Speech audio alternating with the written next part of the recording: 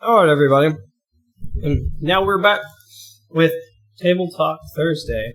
Which the game is so real. Here, I found odd. I'm your host. Jesus. Hyperbrother_1. Oh, yeah, there's totally not a screen there. No, there's not. Yeah, host Hyperbrother_1. Co-host Branding Death 909, also known as Kenneth. David. Okay.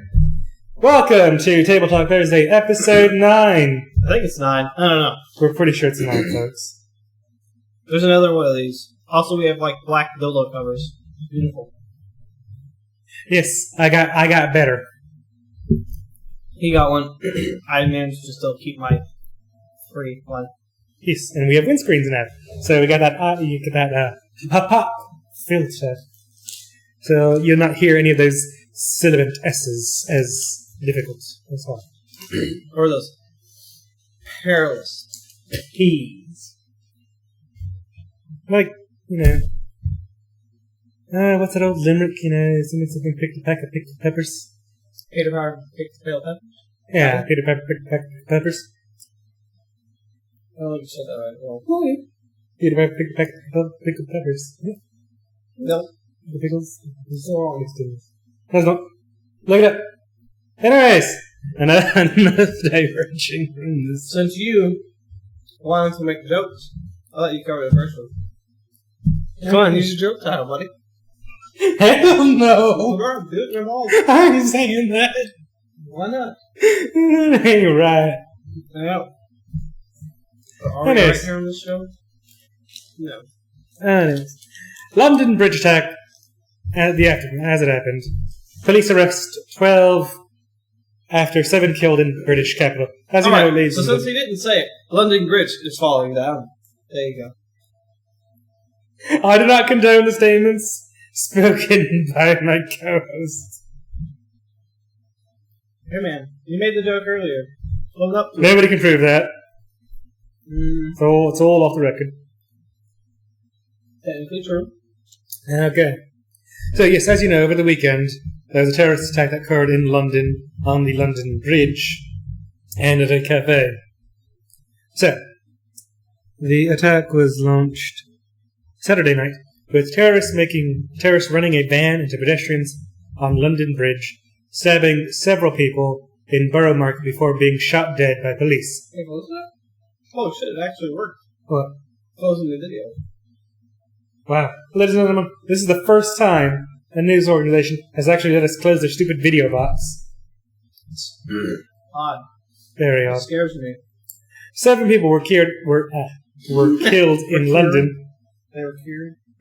Of life. Anyways, killed on what London police are calling 2 terrorist incidents at London Bridge and Borough Market late Saturday night. Police believe 3 suspects who have yet to be identified, they actually have been identified, were involved and they've all been shot dead. ISIS has claimed responsibility for the attacks. This is a slightly older article. We've gotten news updates throughout the week. But this one's pretty comprehensive. It says that no one has claimed responsibility for attacks. ISIS claimed responsibility the next day. What's that? No, it's the latest. This is just a recap of everything. Okay. So you're just saying the actual news, like, overall this stuff. Yes, this is just a recap of what occurred, and then I'll get to more detail later down at the bottom. At least 48 people have been taken to 5 hospitals across the capital to be treated for their injuries. Some were in serious condition, some wounded were treated at the scene or at a rescue centre set up in a hotel at Liverpool Street. Police say stabbing in Vauxhall was not related to the incident at London Bridge and Borough Market. Campaigning for the UK general election has been suspended, with the Conservatives and SNP announcing they will not campaign today, and other parties expected to follow suit. Prime Minister Theresa May has spoken outside Downing Street and vowed a new battle against Islamic extremists. Enough is enough, she said. At least 12 people have been arrested in Barking, East London, in connection with the attack.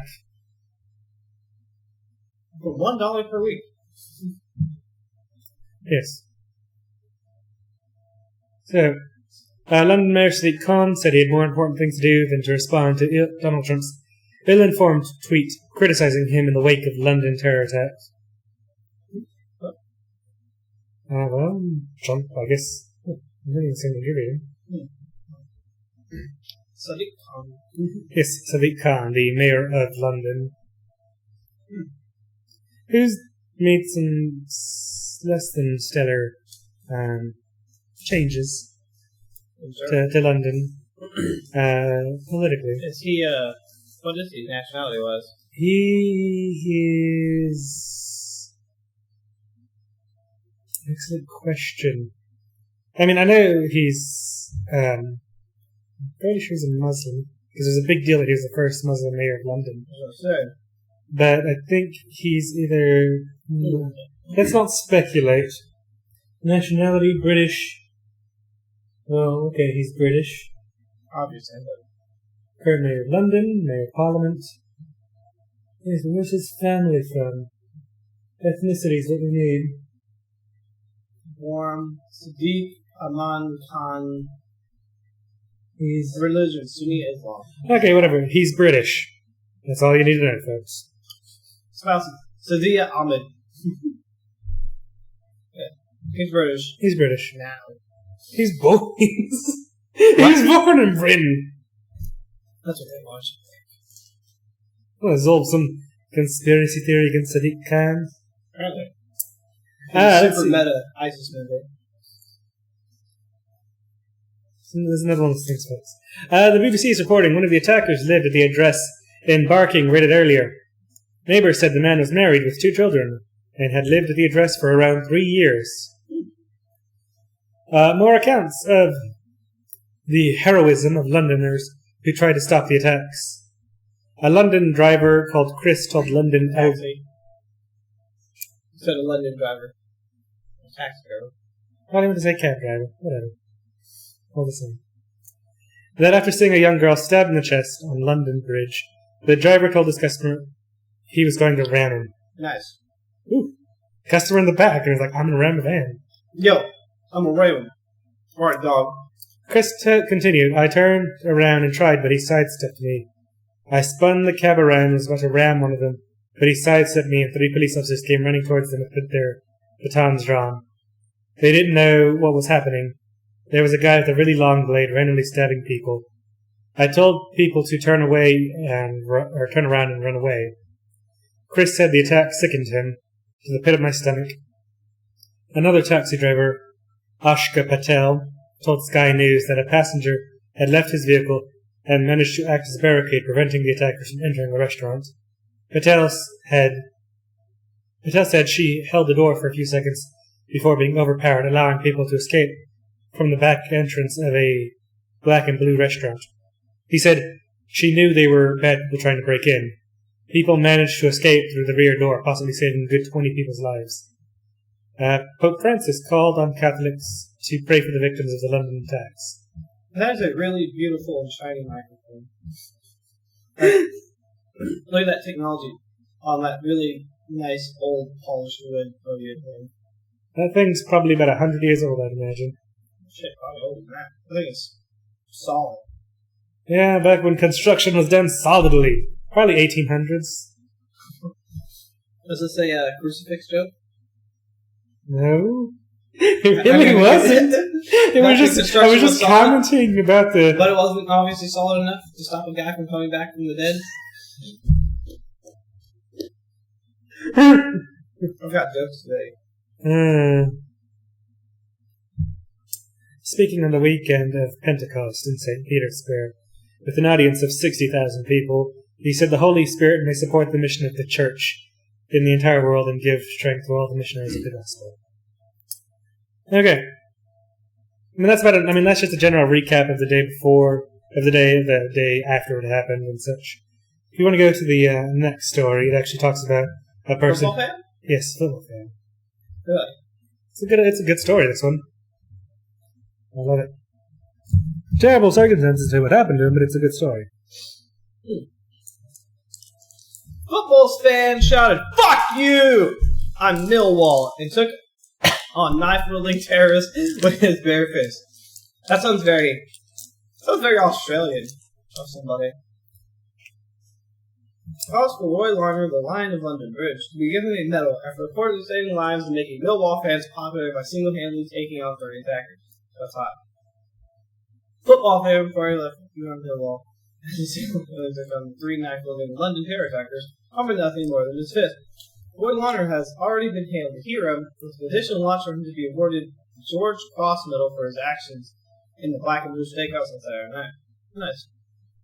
Fighting back, the 47-year-old Millwall fan gave dozens of others who were in the Road Market restaurant the chance to escape their guys. Now out of intensive care ward of St. Thomas's Hospital, where he was treated for knife wounds all over his body, including his neck. Ooh, that's hardcore. The father of one has told the son how he reacted when the killers burst in the restaurant shouting, "Islam, Islam, and this is for Allah." Like an idiot, he told the newspaper. I shouted back at them. I thought I need to take the piss out of these. Let's see, the piss out of these bitches? I'd probably say bastards. Piss out of these bastards. I don't know. I need to take the piss out of these bastards. I need to beat the piss out of these bastards.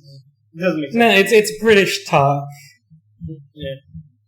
I took a few steps toward them with a few of them. I love just the continued use of that. So they started attacking me. This song added, I stood in front of them trying to fight them off. Everyone else ran to the back. I was on my own against all 3 of them. That's why I got hurt so much. It was just me trying to grab them with my bare hands and hold on. I was swinging. I got stabbed and sliced 8 times. It got me in my head, chest, and both arms. There was blood everywhere. They were saying, Islam, Islam. I said, I can't fuck you. I'm no. This guy's beautiful. It was not the worst thing I could have done as he carried on. It was the worst thing. That was the worst thing. Carried on attacking me. Oh, man. Luckily, none of the bulls were straight at me, or I'd be dead. Mr. Larner's actions have won him a huge following on social media, where he's been called the Lion of London Bridge, a reference to Millwall Football Club's nickname, the Lions. Fans of the South London club have long prided themselves on their refusal to duck a fight, of course, celebrating their intimidating reputation with the chant, "No one likes us, we don't care." It sounds like I need to get on board with this. Mr. Larner's record seems suddenly to have made Millwall fans popular. On Good Morning Britain, is that like Good Morning America, but not America? Yeah, it's just the That's so UK version. Weird. Anyway, on Good Morning Britain, presenters Piers Morgan. Oh shit, Piers Morgan. Yeah, I thought so. Yeah. A fan of rival London club Arsenal told viewers, Millwall fans get a pretty bad rap. A lot of it very deserved, but there are times when you really want a lot of Millwall fans, and that was one of them. That's funny. I guess they're talking about anytime there's a fight. I guess that's going to be like for a while thing. It's going to happen. Sarah's going to be like, "Oh my God, fuck you, I'm a Millwall." Beautiful. Mr. Larner certainly made his mother proud. Phil Larner, 78, told the son, "He's fearless, my son. He'll give as good as he gets." He's quite nippy and lippy, and wouldn't back down from the fight. Oh, fucking Britain. He wouldn't care who it was or if they had a knife or a gun. Well, apparently not. Mr. Larner from Peckham, southeast London, said the attackers eventually ran out of the pub and legged it. Because, yeah. Despite his injuries, he said he followed them outside. It wasn't until I was in a police car, said Mr. Larner, that I realized I was in a bad way. I had been sliced all over. I didn't think of my safety at the time, he added. I had 4 or 5 pints, nothing major. Oh, I love that guy. I can handle myself, but I was out with an old person, and it was out of order. As he recovers in the hospital, Mr. Larner's friends have brought him a running magazine. The front cover with the headline reads, "Learn to Run." Millwall Football Club have also praised the supporter for his immense birthday. Millwall Football Club wishes to commend Roy Larner for his immense birthday in incredibly terrifying circumstances, and indeed all other members of the public whose actions helped support the club's spokesperson told the Independent. Alright, so since that guy totally hooked you guys' club up with like PR and shit, he better be getting like jerseys, he better be getting something. Like season fan tickets for like life. Yeah, something. I mean, guy obviously went balls deep. Fuck you, I'm Millwall. You are Millwall, bring it! That's beautiful. Well, what is this? Saudi Arabians. No, I had a fucking ad. It was like the size of something. Yeah. That's Good got a sick old... tattoo right there. So Saudi Arabia footballers ignore minutes of silence for London attack victims. Ignore for London attack? Yeah, you know how a lot of places, after a tragedy, they do minutes of silence. Saudi Arabia's footballers just decided to ignore that, except for one player. Wow. And apparently, I need to refresh my article because they've made updates. Good. Oh yeah. So, Saudi Arabia's national football team has been criticised for failing to observe a minutes of silence held before Thursday's match against Australia in Adelaide. Socceroos! The Socceroos lined up in the centre of the pitch before the World Cup qualifier and held brief silence as a tribute to the 2 Australians killed in the terrorist attack in London at the weekend. I was like, did I say that wrong for a second? I was like, nope, it's at the weekend. As they did so, the Saudi Arabia team continued jogging, passing the ball between each other, and taking their positions on the field. Pictures from the... phone boy. Nah.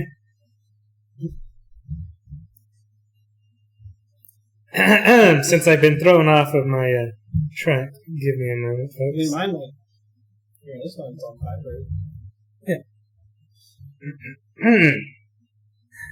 As they did, the Saudi Arabia team continued jogging, passing the ball between each other, taking their position on the field. Pictures from the match show a single Saudi player, Salman Al-Faraj, appearing to stand facing the Australian team with his hands behind his back. Adam Peacock. It's probably that guy there, number 7, yeah. Who's that? It's the Australian there. Yeah. Adam Peacock, a presenter with Fox Sports Australia, said on Twitter the Asian Football Confederation has approved the minute's silence against the wishes of the travelling Saudi officials. Wow. He said the Football Federation of Australia tried to reason with the Saudis, but were unable to persuade them to participate in the tribute. Wow. Yeah, and this says right here. Sarah Zalanak, 21 from Brisbane, and the South Australian Christy Bowden, 28, were killed in Saturday night's terrorist attack. Zelenik was working in London as a nanny, and Bowden was a nurse, whose family, she said, died running towards danger in an effort to help people on the bridge. 2 other Australians were stabbed in the neck in the attack, which had been claimed by ISIS. The decision to not participate was met with criticism on Twitter. Of course it was. And I guess this must be a player or a fan saying it would have been nicer if our opposition showed some respect and lined up at the center circle during the minutes of silence, not hard. Others defended the Saudi team, suggesting it was not the recognized way to show respect or condolences of their culture, which isn't correct. Because if you scroll down further, you'll see that appears to clash with other instances of Gulf countries holding minutes of silence, including to mark the former death of Saudi King Abdullah, including polo players lining up and taking respectfully waiting. I didn't even know polo still existed, honestly. It's a rich man's game. That's why. I mean, it looks like a bunch of older rich men. I mean, look at that. Oh, the referee's a super old rich man. Who's going to pay me off the most money? He's like, Jeffrey! Right through the second loop. Good game, sir. Anyways, continuing on. Keep scrolling, please. Thank you.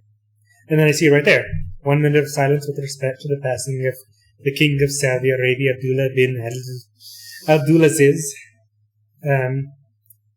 Another image appeared to show a domestic Saudi team standing for a minute of silence before a Qatar Airways Cup match against Barcelona in December 2016. So, and look at that. Australia went on to win the match 3-2, putting the country on track to qualify for the next World Cup in Russia 2018. So, Australia didn't take shit. So you go, you're not gonna... like, oi! Oi, mate, you fucking buggers! Kick their ass! Right on, Australia, right on. See, so it's not a cultural thing, they're just fucking assholes! Yep. Except for that one player. Respect. It's like me. So, man, these little assholes. Yeah. Anyways, continuing on. So, earlier this week, a military plane from Myanmar went missing And, well, the wreckage isn't found. I just want to do that brief intro. So people are all just like, another plane has gone missing and they found the wreckage? No, I mean, let me just give that brief introduction. Didn't I just cover that story? Oh, no, you did. Yangon in Myanmar. Yeah! Myanmar. Searchers found bodies and debris on Thursday from a military transport plane that disappeared with 122 people on board shortly after takeoff Wednesday afternoon from an airbase in southern Myanmar. That's what she said. The plane was carrying relatives of Myanmar soldiers, including children, as well as 14 crew members, and there was no word yet on whether there were any survivors. Probably not. The plane was found in Andaman Sea, about 40 miles from the Miak Air Base on Thursday morning. The bodies of 10 people have been found, military officials said. The Navy and Air Force had mobilized ships and planes to search for the aircraft in the area near the base, about 350 miles south of the country's commercial capital, Yangon. The office of Senior General Ming Aung Hlaing said in a statement, the plane, a Chinese-made Y-8, was en route from the base of Yangon when it disappeared. Specifically Chinese-made. Those damn Chinese! Never trust Chinese mass-produced shit. Anyway.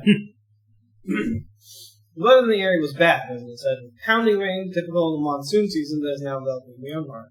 The death toll from the crash is likely to be the worst of any air disaster in Myanmar, a country that has a spotty air safety record. Interesting to note, in the United States there's not been one deadly crash. There's not been one airplane crash since 2008, and there hasn't been a deadly airplane crash in over a decade. Interesting. In the continental United States. Interesting.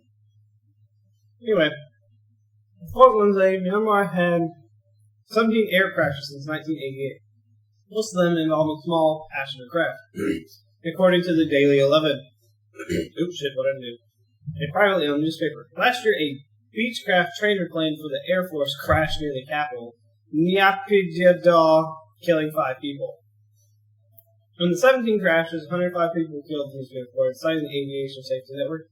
As the Navy and the Air Force searched the waters, fishing boats spotted bodies floating about 30 miles offshore, said Kwa Kya, the chairman of the Dewey Fishing Association. Jesus. The military plays an important political role in Myanmar, even as a civilian government, with Daw Aung San Suu Kyi as its de facto leader. Has been in power since last year. The army holds 25% of the seats in parliament and controls 3 crucial ministries. No, if I can pause there for a moment. Huh? That's so interesting that the military holds seats in parliament. Like actual military people hold seats in parliament. That's such a strange thing. I mean, the military is not supposed to be political. The military don't have enough people. The military is a function of the government. It is not the government. Well, here. Here, yes. But I mean, in many countries, it's not. I mean, if you look at most democratic nations, I mean, there are people who have military experience, sure, but it's not military. I mean, Putin. Well, Putin was KGB. Yeah. And yeah, he's the democratically elected leader. He was also expensive for that. I don't think so. Just KGB. Russian spy. Yep. Anyways, continuing on. The missing plane had logged 809 flying hours. What? The statement on the military's Facebook page said, the Y-8 is commonly used for transport, reconnaissance, and search and rescue. It has 4 propellers. It is modeled on a Russian prototype from the late 1950s, of course. According to a description in the Chinese state news media, yeah, it's a quad prop plane. It's like a giant cargo plane, I believe. The website specializing in assessments of air safety standards said the Y-8 aircraft was configured to carry a maximum of 96 soldiers or 82 paratroopers. The website globalsecurity.org also said the plane could take 60 wounded soldiers and their stretchers. The Chinese state-run company that sold the aircraft to Myanmar last year, China National Aero Technology Import and Export, said in a statement on Thursday that it would provide full support in an investigation into the crash. The safety record in China of the Y-8 has been excellent, said Gary Lee, of course. Associate Director of APCO Worldwide in Beijing, and a former security analyst for the International Institute of Strategic Studies, IISS. Accident rates in the Chinese Y-8 fleets are very, very low, he said. We don't know what the engine maintenance was like after it arrived in 2016 in Myanmar, Mr. Lee said. That is the primary reason for the downing of many of the aircraft. Yeah. Local news media quoted Myanmar's defense ministry are saying that in 2015, the Air Force had bought 29 airplanes and 7 helicopters in the preceding 4 years, coinciding with an overall increase in military spending in Southeast Asia. General Min Aung Hlaing was quoted as saying that the spending was needed to keep up with other countries in the region. That it? That's it. I'm not understanding why it ended on that note. Right. Just ends? Huh? Anyways. No, I'm not understanding why it ended on that note. So, Alright, so, you ready? Yeah. So, basically, well, the plane is found. Or at least the wreckage. Yeah. So, in a follow-up to last story we did 2 weeks ago about the brawl in front of the Turkish embassy, or the consulate. Criminal charges. Congress has called for criminal charges against those involved in the brawl outside the Turkish ambassador's residence in Washington, D.C. last month. Now, is that charges for our people or their people? Oh, alright. Its resolution laid the blame at the bodyguards working for Turkey's President Recep Tayyip Erdogan. Erdogan, man. Okay. I'm saying it how native Turkish people say it. I don't know. Well, you make fun of it. Just call it Erdogan. Say it like a white person. He's not worth it.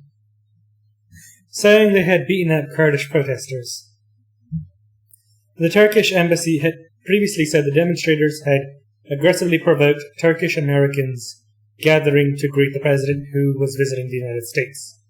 Is that Turkish Americans? What? Yeah. I don't think that was what we read last time. Well, it was a break between the Turkish bodyguards, Turkish Kurds, or Kurdish Americans, and then I guess Turkish Americans. Because they're like oil and water. The Turkish embassy. 11 people were injured. Videos of the incident appear to show Turkish security officials punching and kicking unarmed Turkish demonstrators. Kurdish, sorry. Any Turkish security officials who directed, oversaw, or participated in efforts by Turkish security forces to illegally suppress peaceful protest should be charged and prosecuted under United States law, the resolution states. Turkey has demanded a full investigation. House Speaker Paul Ryan urged the Turkish government in Ankara to finally accept responsibility for the egregious incident and apologize to those who were harmed. Turkey won't. No. Turkey will do its best to protect those people, probably to the end of causing an international incident. Yep. Because it was pretty much probably just the prime minister who sent them out there, or one of his aides or somebody. He's like, the president won't like that. Go out there and deal with those people, because they're used to just go dealing with those people. Deal with those swine. And when they found out American turkey bitches, we protect our own.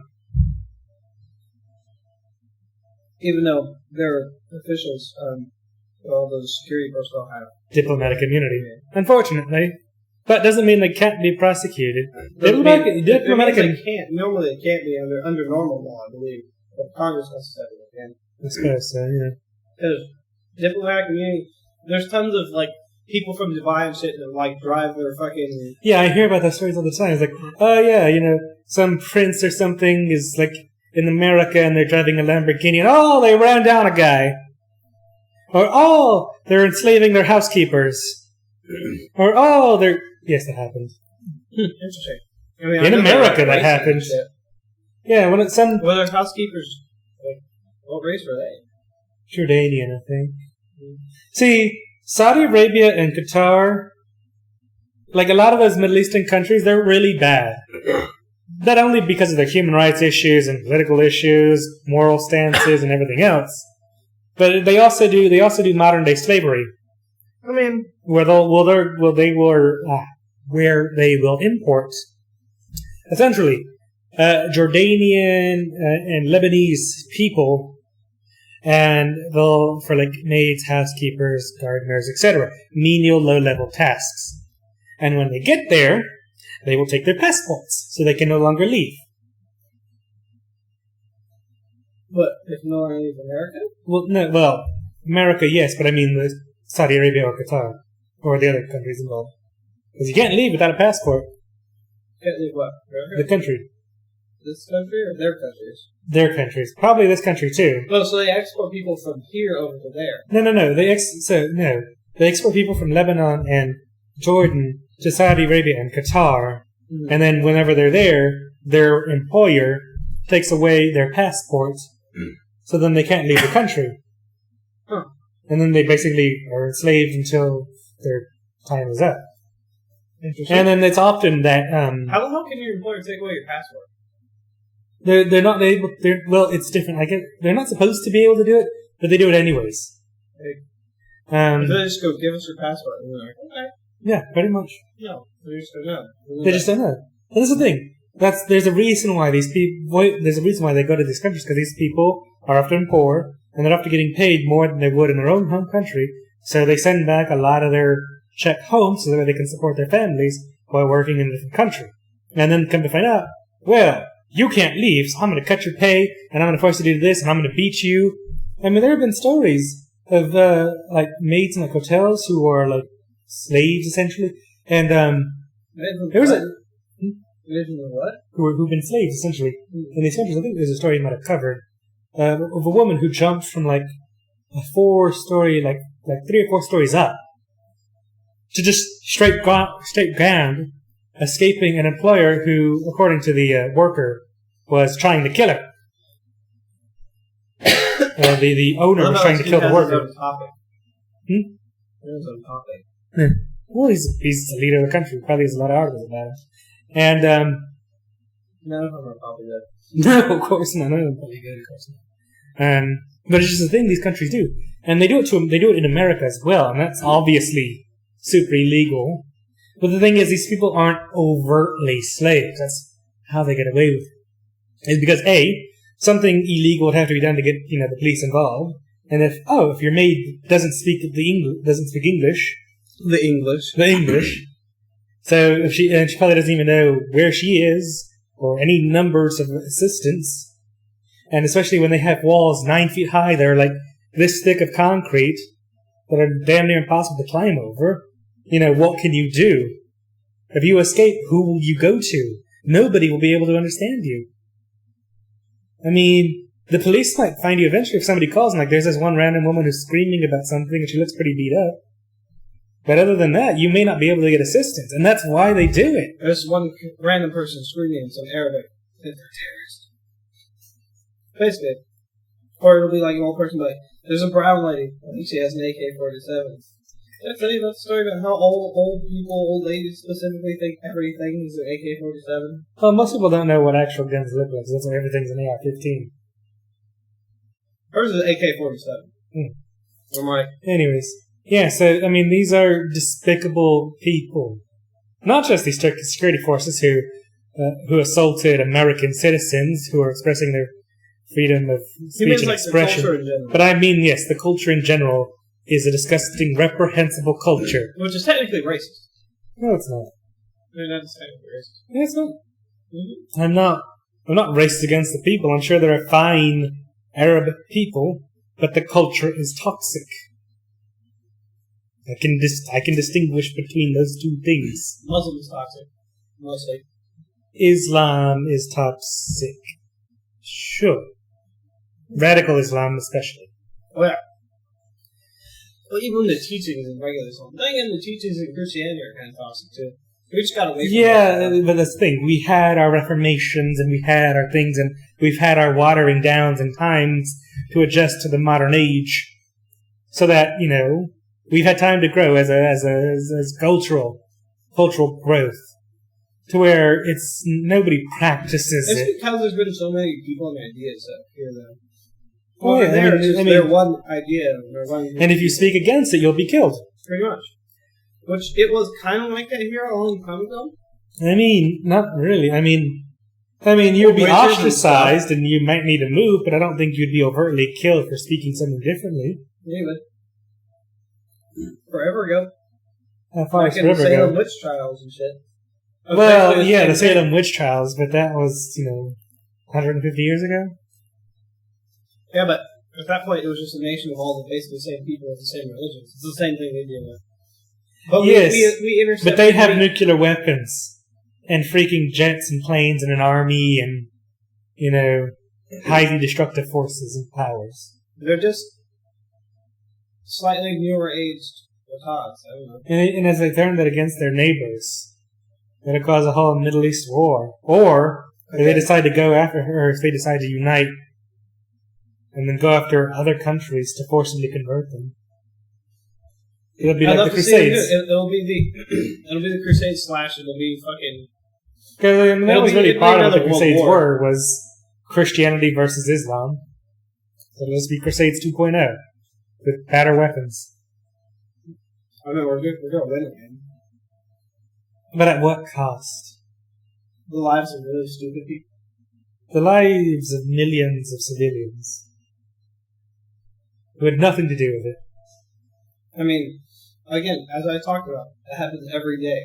Not literally every day, but yeah, people's lives get wasted away every day. Yeah. Well, anyways, continuing on. Yep. I can find my mouse button. There we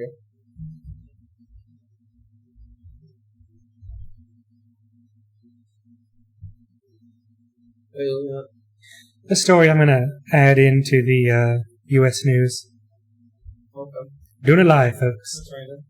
Well, I've been wanting to cover this because it's interesting. Anyways, continue, please. I just covered last one, didn't I? Did you? I mean, the Turkey over embassy brawl. Tension on Europe's border. Russia threatens reaction as Montenegro joins NATO. So I almost looks like a kissing scene. I think it's an ad. I'm making out. What is this homosexual tendencies here? Anyway, the move comes at a time of heightened tensions between the West and Russia, as well as internal tensions within the alliance. Which one is that? The NATO flag? Yes, I think so. They never knew what the NATO flag looked like. It's kind of cool. And then there's the Montenegro flag. Which looks all loyal with these kids. Anyway, stability within the NATO countries have been shaken over U.S. President Donald Trump's refusal to affirm the collective defense doctrine due to some countries not meeting agreed spending on defense. Similarly, tensions have been high with Moscow, with either side ratcheting up tensions. Russia's foreign ministry has now issued a strongly worded statement in the wake of Montenegro officially joining NATO, complaining of anti-Russian hysteria. The statement said, given the hostile line taken by Montenegro's authorities, Russia reserves the right to take response measures on the basis of reciprocity. What? What? Mm-hmm. What? No. Yeah. Russia's threatening to attack NATO. It's not a person, it's a country. You don't do that. As in physics, in politics, for every action there's an equal and opposite reaction. I'm telling you, man, Russia wants to restart the USSR. That's why they're going in. That's why they went into Georgia. That's why they went into Ukraine. That's why they're going into the other places. They want to restart the USSR. Yep.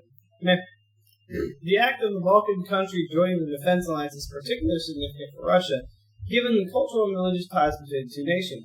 The two countries share the symbol of the double-headed eagle, which is on Montenegro's flag and on the Russian coat of arms. The move can be seen in part as a way of curbing Russia's influence in the region, and is strategically important given Montenegro's access to Adriatic.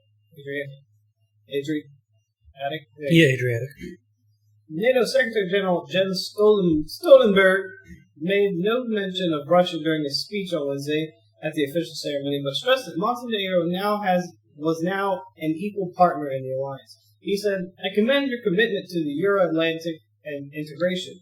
You have a seat at our table with an equal voice. You will be able to shape the decisions we take together. And from now on, you have 28 allies, 28 friends who will always come here. President of Montenegro, Filip Vujanovic, hailed the occasion as a great day for Montenegro. He said, with NATO membership, our future will be stable, secure, and prosperous, and we will make decisions about the most important issues within the strongest, the most organized, and the most efficient alliance in the history of mankind. He's not wrong. So this is why I say, in all my years of playing video games, tactics, the biggest group eventually dies out for stupid reasons. But I mean, it's multiple groups within a larger organization. It's not a single group. Ass. But I think this is good for Montenegro for sure. It does definitely provide them a great level of protection and security from Russia. I love this picture right here. Weapons no U.S. destroyer can survive. And it's like the fucking air carrier, the helicarrier from Shield. Yeah. It's insane. But yeah, no, it's definitely a good move for Montenegro. Naked chicks holding your tits. Another Kardashian. What?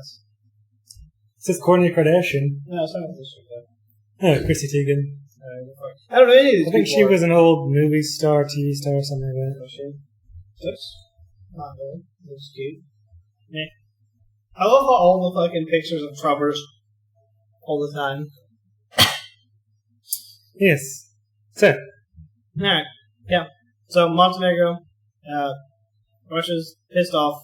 Well, Russia's even more pissed off since Sweden's thinking about joining NATO as well. I don't have that story. I think this is just one of the stories I just pulled up. I just want to briefly cover this since we just talked about another country joining NATO. Russian President Vladimir Putin has expressed deep opposition to the idea of Sweden joining NATO, calling its potential membership... I thought we were actually going to cover the story. Were we? I don't know. I thought you said something about joining. No, well, I'll just cover this brief little paragraph here. Right. And then you're still going to read your story. Yeah. Okay. I do my fair share. Really loud in my ears. I don't know. I can't hear it. No, this is just nasty. Yeah. You wouldn't be able to hear that anyway. Yes. Sweden joining NATO, calling its potential US-led alliance a threat that would need to be eliminated.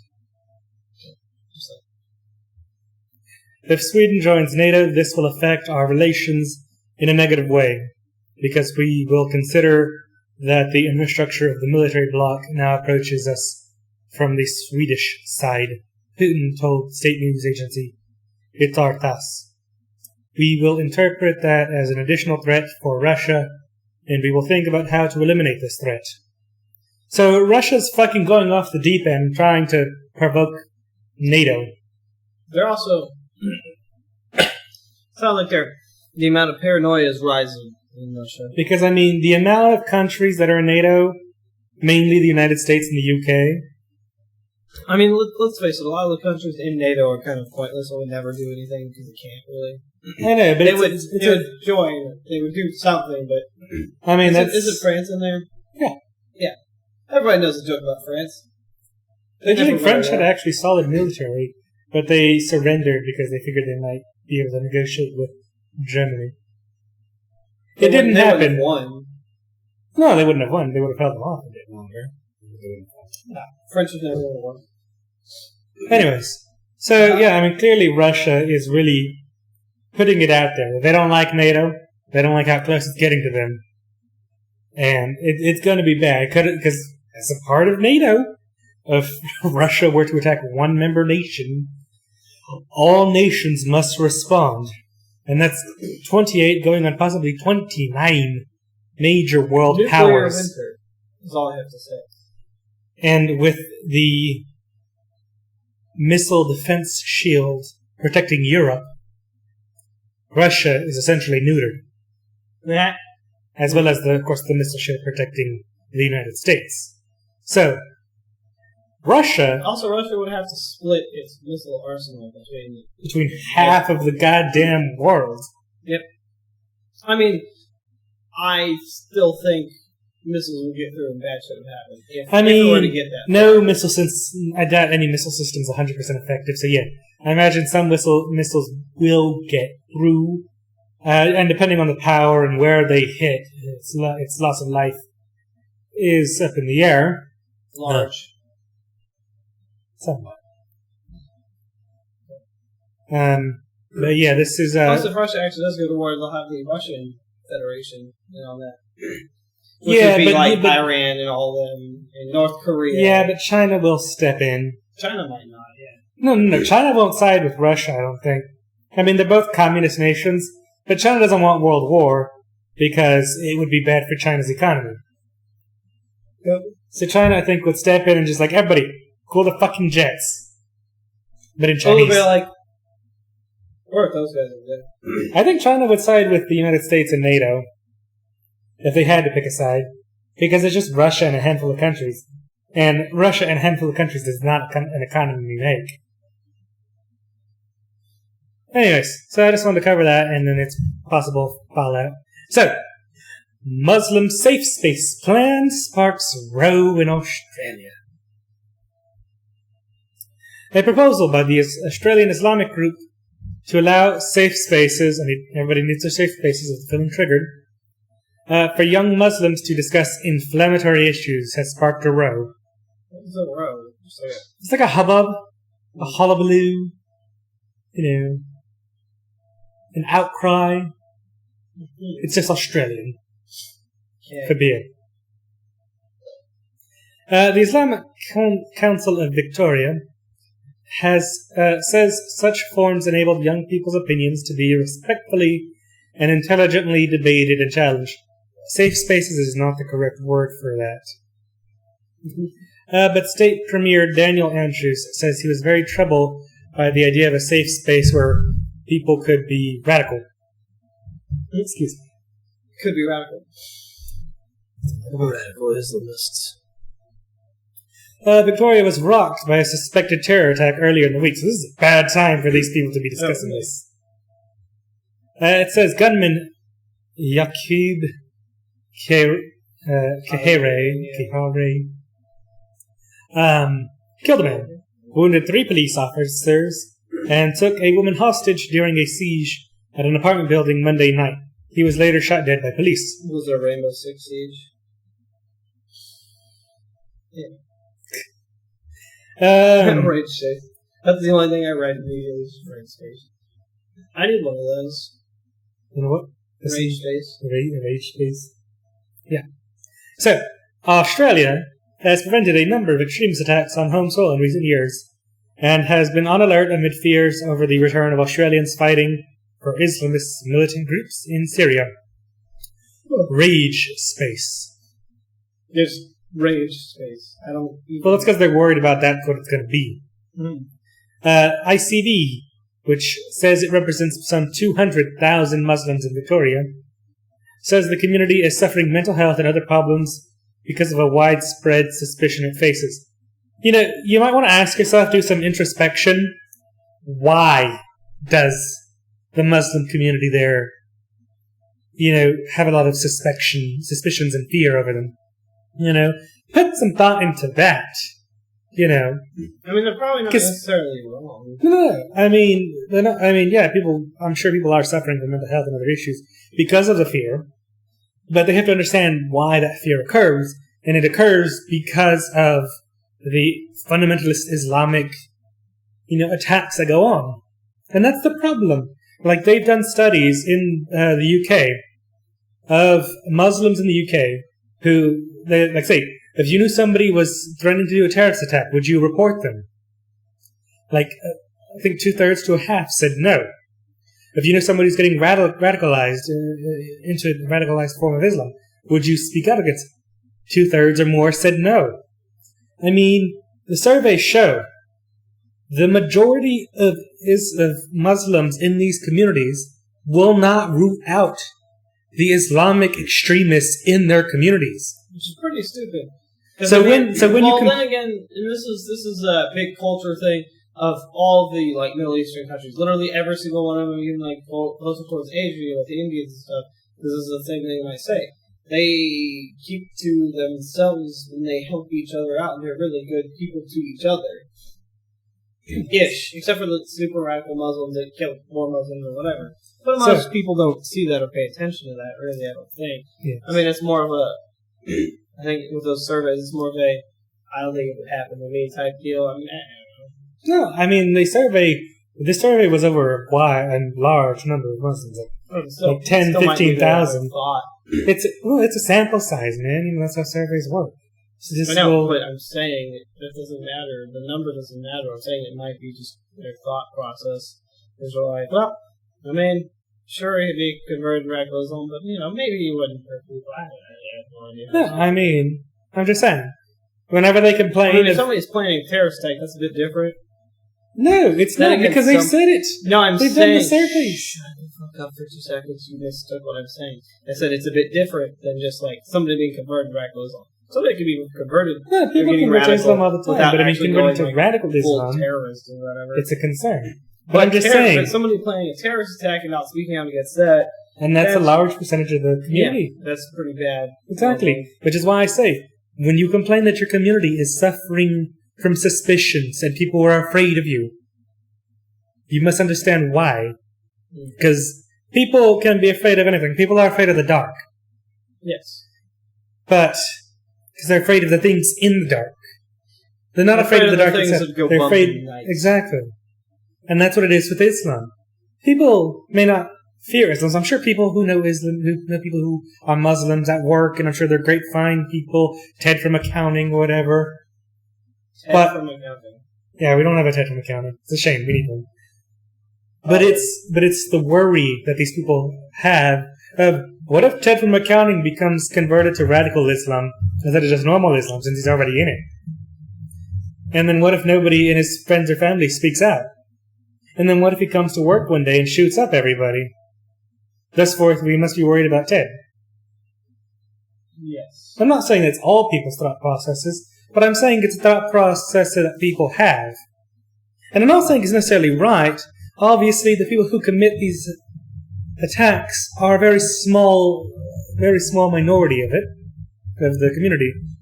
But it happens, and it is consistently a singular group of people doing it. Moving on. It recommends to parliamentary inquiry into freedom of religion, funding a number of community-led initiatives, saying financial resources at the moment are concentrated mainly on national efforts to counter violent extremism. Good. ICB spokesman Adel Salam said they did not consider the safe space proposal controversial, because it is a practice already used to help young people in countries around the world. We've talked enough about safe spaces, people. As you know, and we know, they don't work. Safe spaces are echo chambers of single-mindedness and extremism in all its forms. And that's what this safe space would be. You go to a feminist safe space, you better not be a man. You can be a woman in a man's body, but you better not be a man. What if you're a man in a woman's body? Then that's patriarchy. Really? Yes. So even if you... it's patriarchy both ways. If you're a woman in a man's body, patriarchy, because I see it as men converting over to take over women. So wait, SJWs don't like transgender people anymore? Only certain kinds. There's like a checklist gradient. Like a super flamboyant guy or something? No, because like I said, they don't like men who are trans, who become women, because they see it as the patriarchy invading a women's space. Look, I never said feminism made sense. No. I'm just saying it's what they believe. Make sense. What has happened to feminism doesn't make sense. Feminism's core, the actual meaning, the true meaning of feminism does. Which was equal rights. Although even whenever they're going through the suffrage movement, it wasn't even that. Because what a lot of people don't know is that the suffragettes were very racist. Very racist. Look. Oh yes. There was whenever it gained more prominence, there was a conference of suffragettes. And they said that the Negro should not get equal rights before women because the Negro is uneducated. And they also said that men should sit and be quiet while women are speaking. They should only listen. Listen while women are what? While they're speaking. Yeah. Men should sit in the back of the conference hall. Men should sit in the back and listen and not be heard. I mean, these women were racist. These women are more than racist. They're also a tad, but that's the day. Because there was actually large discussions going on at that same time to give voting rights to black people. That's a nice girl right there. That's the kind of really fucking cool hamburger and stuff on. I suppose so, yeah. Anyways. Well, he's looking at grills and shit on Facebook. I'll continue with the story. I'm not looking at anything. This environment, this is good practice because the youth require an avenue to express their views in a safe environment where they feel their views are being valued, where they can be respectfully challenged and counter-views presented. He said such spaces would be conducted with experts who are familiar with the methodology and understand the way the conversation can be guided. He criticized headlines which caused the proposal rage space and hate space, saying that the media that the media had misconstrued what they were asking for. But Premiers Andrews ruled out any possibility of funding such an initiative. I am very troubled by the suggestion that we might have a space where people could be radical, where people could be radical as part of a de-radicalization program. That makes no sense to me whatsoever, which is correct. I mean, if you get a group of radicalized people together and tell them not to be radical, well then there might be something of a concern. And also, there's no way that's legal. There is no way. Those things are super highly regulated. I don't care who the hell this guy is. He's about to get a Did you ever hear the story that Mr. Tennis told? Or wait, no. Was it Mr. Tennis? This guy built a nuclear device in his backyard, in a shed, like a longer time ago. Because the lantern, like, things, whatever the fuck the lanterns burn, used to have a radioactive material in it. You could, like, extract that somehow. Yeah, but, I mean, probably not enough fissionable material. Huh? No, it did. This is back... How many did he get? 100? I don't know.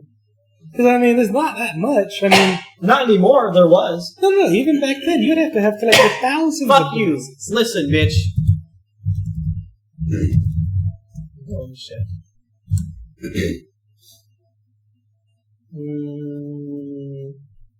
You might want to put nuclear in there.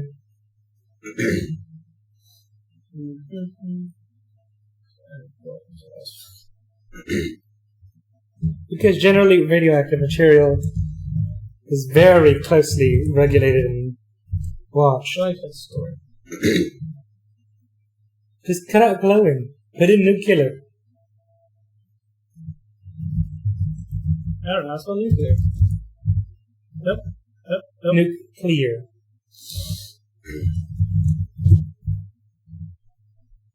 That sounds how it's spelled.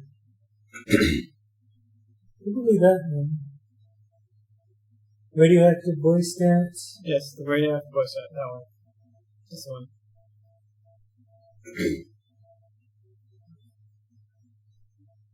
Yep, Charles Hong, damage 39. There, you generate more physical material than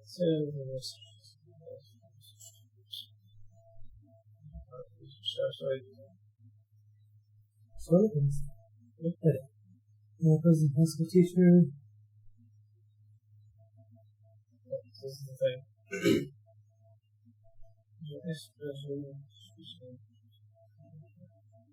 Certainly, I said, right? Listen to myself. Same thing, I think.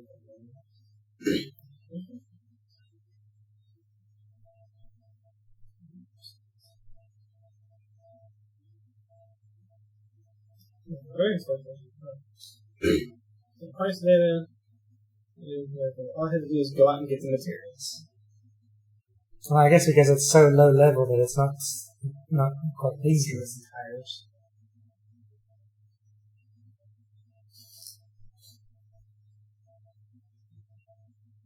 God damn. His entire, I'm sure that covered areas. Superfund site's really bad. Yeah. Shit, he just fucked over his neighbors on all their property value for years. Yep. Served 4 years in the United States Navy. Interesting. It was this Enterprise. That was an actual ship? I didn't know that was an actual nuclear aircraft. Yeah, that's kind of fun. Yeah. Oh, that's very Still pending. When did he die? When was this story? This was like forever ago, I think. 2011? What was this? Actually relatively recently. Yeah, I think I saw this because he died, and I was like, what? And I read into it, and I was like, what? Yeah. Interesting. So yeah, what was the thing? He fucked over all his neighbors for nuclear science. I mean, it's cool though. What have I done with my life? Absolutely nothing. I'm doing this. Yeah, you don't have a nuclear reactor. Anyways. Where is my nuclear reactor? This is where I'd put my nuclear reactor. If I had one! Anyway. Anyway, so yeah, basically this rage space / safe space won't produce anything good, in my opinion. It's like, science. What? What? You say what, mate? I was saying you're gonna have terrible children. I was like Kenneth Lane. It's okay, my offspring's gonna be as terrible as I was. It's not worse, so. I'm not ready for that. That's why people ask me why I don't have kids. I think about myself. A, because we're fucking 22, and whoever's asking that question should be slapped. Well, some people think it's okay to have kids this early. People think it's okay to marry 12-year-olds, and that's legal in the United States. That is... I was reading about that, actually. It's fucking insane. That scares me. Well, you can marry 11-year-olds. There is technically no limit how low you can actually marry a child. As long as it's with parents' approval. Really? Isn't that insane? See, that's what I told you. I told you about stuff like that. No, you said consent. No, yeah. It's still illegal if they have sex, because it's still sex with a child. But they can marry them. But if it's married, is illegal? Yes, still illegal. Although, because of the communities where this practice goes on, it's never announced. It's not, the children who get forcibly married to these grown-ass men, it's disgusting practice. They married to this guy. This guy right here. Yeah, pretty much. They marry that guy. Disgusting practice. And that's completely legal in nearly 38 states. Wow. Texas is one of them. As well as Florida and Idaho and a bunch Florida of other... makes sense. Texas? Texas is one of them. Interestingly enough, Texas has the highest number of underage marriages. They get married in Florida and then they move to Texas or Idaho. It's insane. Fucking crazy Florida, man. I just don't understand. I mean, and then... No. Listen. They tried to get that law changed.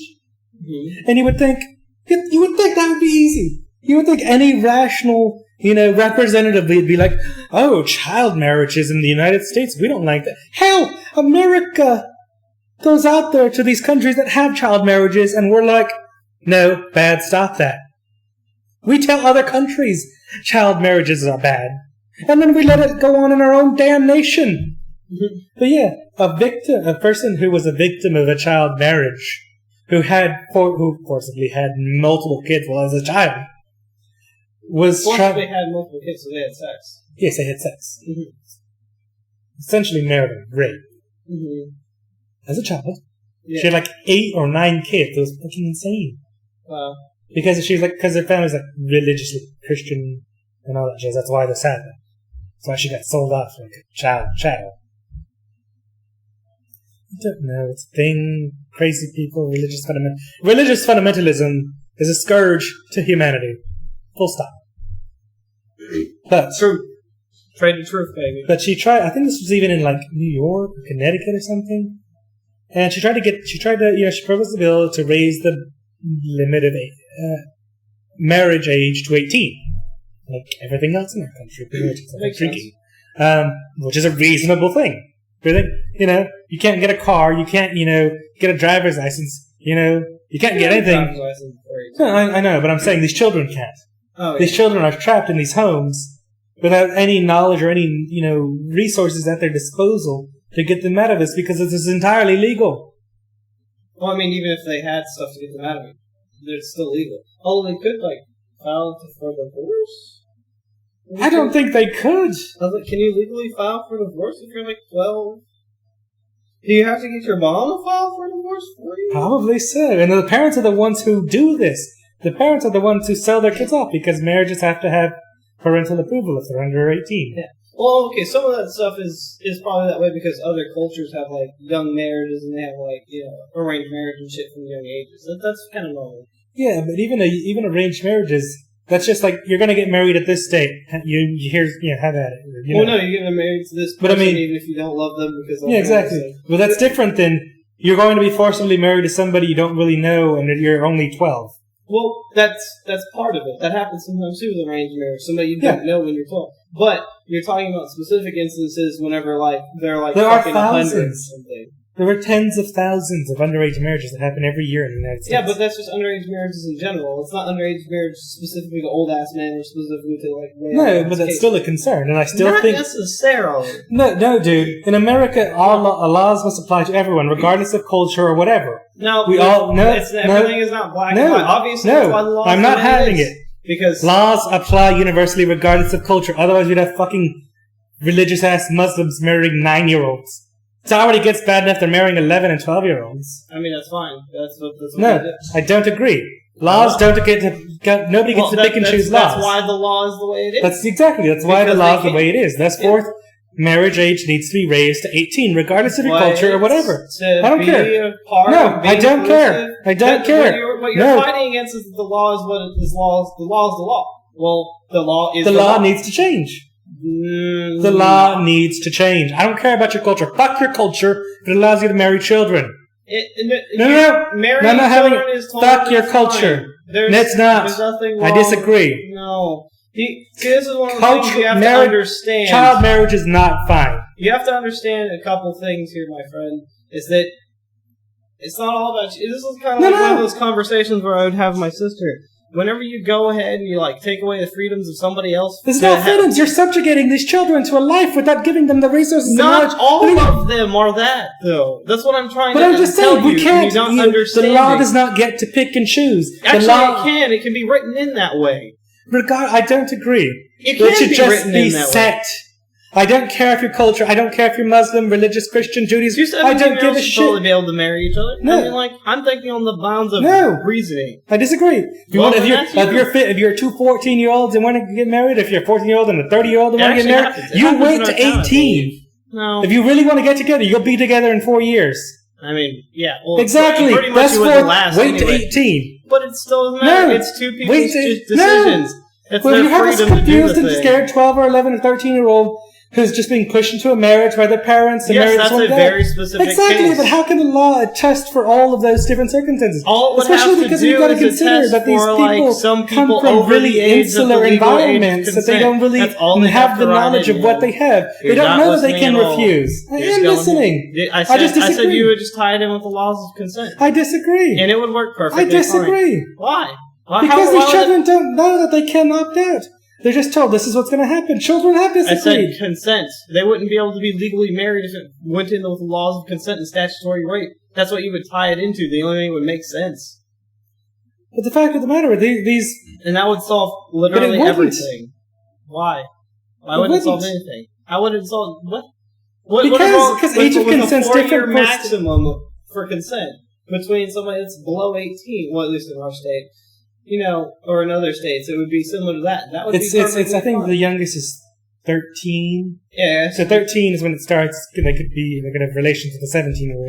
Yeah. And 14 to 18, etc. Yeah, it's a 4-year range, and that's the minimum. Yeah. But that's different. That's what you would tie it into. That's not different. You're literally denying some people's right to marry at the And if they want to get married, they can wait for both parties to be 18 and up. Why do they have to wait, though?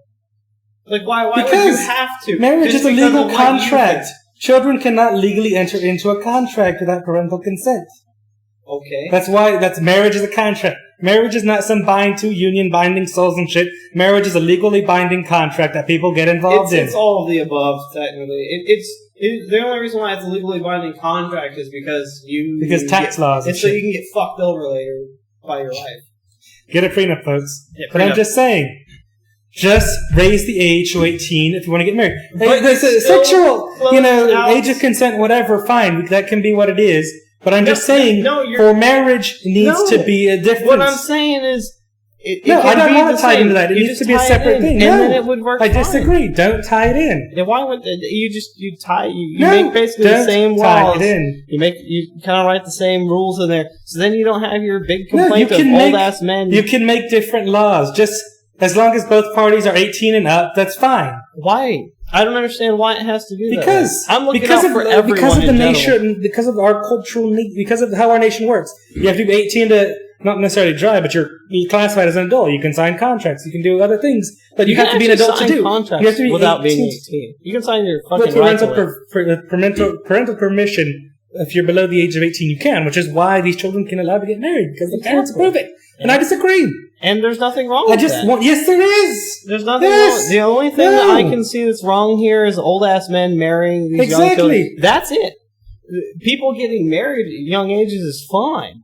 But a giant age gap is something completely different. What they can do, if they don't know, they can refuse to get married. Or if they don't know, these are your resources involved and what you can do. I mean, at 14, I think you would know that you can say no. These kids don't.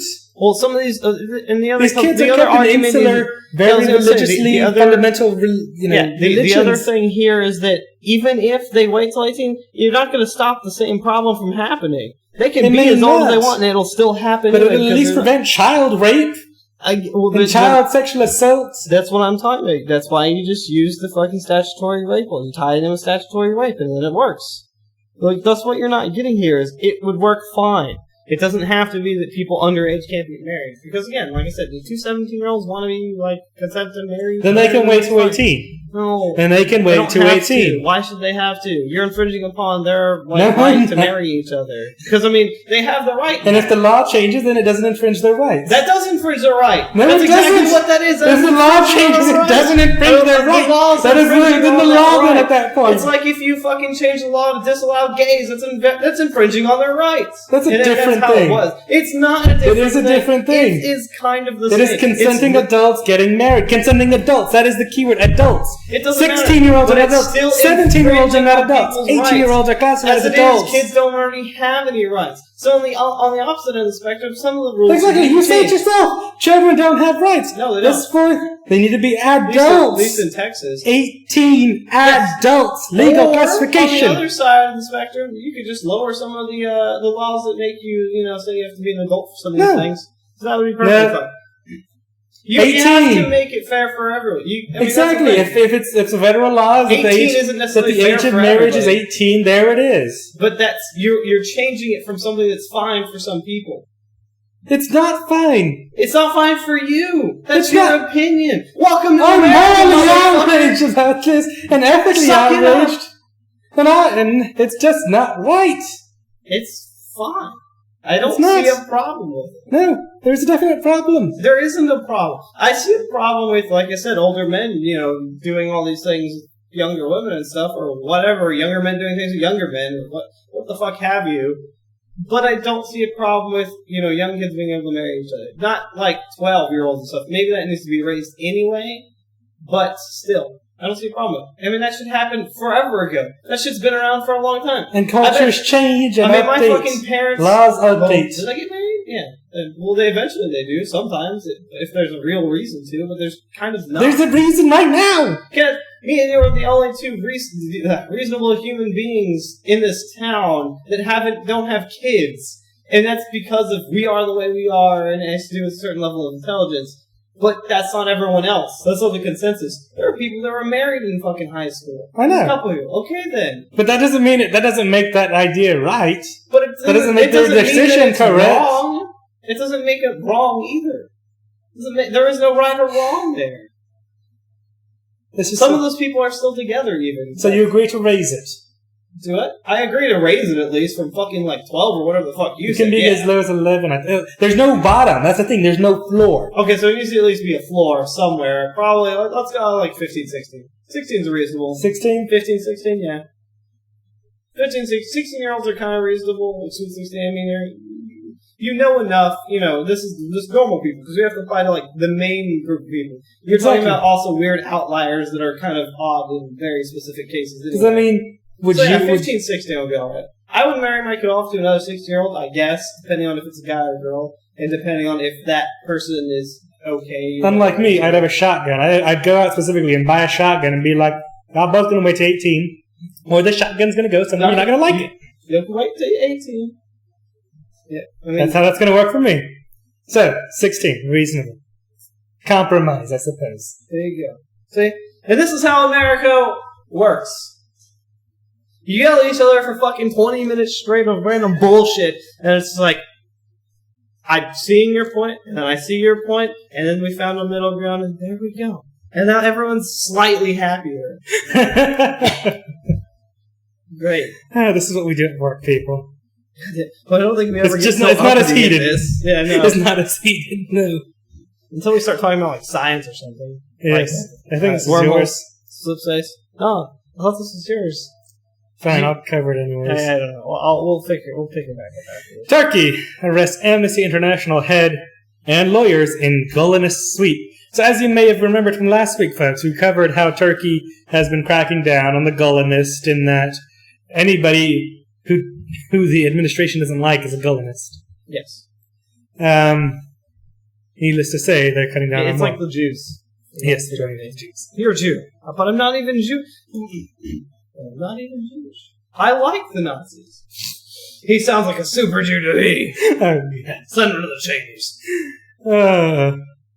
Turkish authorities have detained the local head of Amnesty International for alleged links to the network of... Amnesty International? That fucking... The human rights group that fights for human rights and journalistic integrity and all kinds of shit. And would you look at that? Turkey's targeting a human rights group. Yeah, who could have seen that coming? Who they blame in last year's failed coup. Police detained Taner Kalik, and 22 other lawyers in the Aegean coastal province of Izmir on the suspicion of ties to the movement of US-based cleric Fethullah Gulen, a human rights group said, citing a detention order. And it's so interesting because they've arrested lawyers. Human rights lawyers. The exact kind of people who would be going after this. Mm-hmm. Since the coup attempt in January, authorities have arrested 50,000 people. What? Hold on. Yes, they don't have enough prisons to hold them all. No. I wasn't going to say that. What happens if you're a lawyer and you're, in prison? Do you have to call another lawyer? I mean, you can represent yourself. Hey, I need to contact that guy across the cell. It's like, hey, I'd like to speak to my lawyer. Aren't you a lawyer? Yes, I am my own lawyer. Hold on 1 second. Just knock on the wall. How are you? Hey, how are you? All right, yeah, so this is a good case. Oh, yeah, I think we have a strong case here. So how's it going? They just start talking to themselves? Like, what the fuck? It's like, they're just like, really sure, you're just going to talk to their cellmates. So, John, you want to take my case? Yeah, sure, I'll take your case. Yeah, sure. Yeah. Oh, gosh. And sacked or suspended 150,000 people, including soldiers, police, teachers, public servants, over alleged links with the terrorist group. Taner Kalik has a long and distinguished record of defending the exact kind of freedoms that the Turkish authorities are intent on trampling, says Amnesty's Secretary General. Turkish authorities were not immediately available for comment, officials saying the crackdown was necessary due to the gravity of the coup attempt, in which more than 240 people were killed. 240 people were killed, so... So let's take into custody and threaten 200,000 people. Mm-hmm. Plus. Makes sense. Kalik was detained by police at his home in Izmir early Tuesday, before being taken to his office, Amnesty said both properties were searched and he remains in police custody. His detention did not appear to be connected to his work with the rights groups, nor did it appear to specifically target the organization Amnesty said. It is unclear why he was suspected of having links. It said Gulen, who lived in self-imposed exile in Pennsylvania since 1999, has denied involvement with the coup and condemned it. Critics in Turkey and abroad say President Tayyip Erdogan is using the coup as a pretext to muzzle dissent and purge opponents. Turkey's Interior Ministry said on Monday it would strip citizenship from 130 people suspected of militant links, including Gulen, unless they return to Turkey within 3 months. All you're going to do is return there, and then you're just going to get snatched up. Yeah, and disappeared. Yeah. What the fuck? I don't think people... I think people are smart. You took away my right to come back, other than the fact that maybe I have, family there. But, it's like, oh no, they came back to continue their citizenship, and then they disappeared. It wasn't us. Alright. I mean, this is clear. It's just a continuation of Erdogan's continuing crackdown. Holy shit. That really Texan-looking guy. That's super Texan. Texas! Alright. Oh shit. I didn't actually think you were honest or serious about the whole, Russian agents. Yeah, I told you. Interestingly enough, the next story also ties into this. Nice. Is it Dana's, I think? Or just making sure I got it right. I feel like I missed some. Yeah, it looks pretty good. James Comey and Comey details need to be reversed. They need to be what? Flipped. There you go. So. Alright. And, let's see. Yeah, you're good. Alright, cool. Anyway, Russian agents hacked U.S. voting system manufacturer before U.S. election. Boy.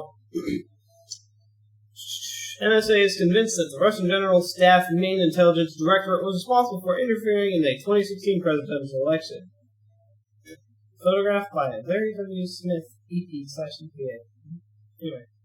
Russian... I know, that's what it says.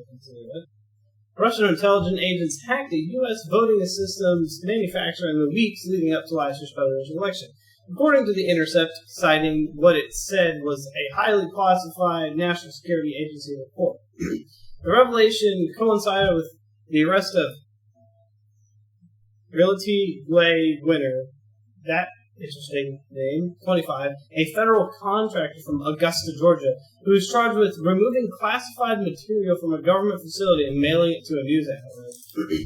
So, yeah, she whistleblowed and mailed it to The Intercept. She whistleblowed to what? The Intercept? Yeah, it's a news organization started by... used to know his name, honestly. He was the guy at The Guardian who covered all the WikiLeaks articles. I will remember him eventually. Yeah. The hacking of senior Democrats' email accounts during the campaign has been well chronicled, but vote counting was thought to have been unaffected, despite concerted Russian efforts to penetrate it. Russian military intelligence carried out a cyber attack on at least one U.S. voting software supplier and sent spear-phishing emails to more than 100 local election officials days before the poll. Nice. The Intercept report on Monday. That's kind of funny. The website, which specializes in national security issues, said the NSA document, had been provided to it anonymously and independently authenticated. The report, dated May 5th, 2017, is the most detailed U.S. government account of Russian interference in the election that is yet to come to light. Continued.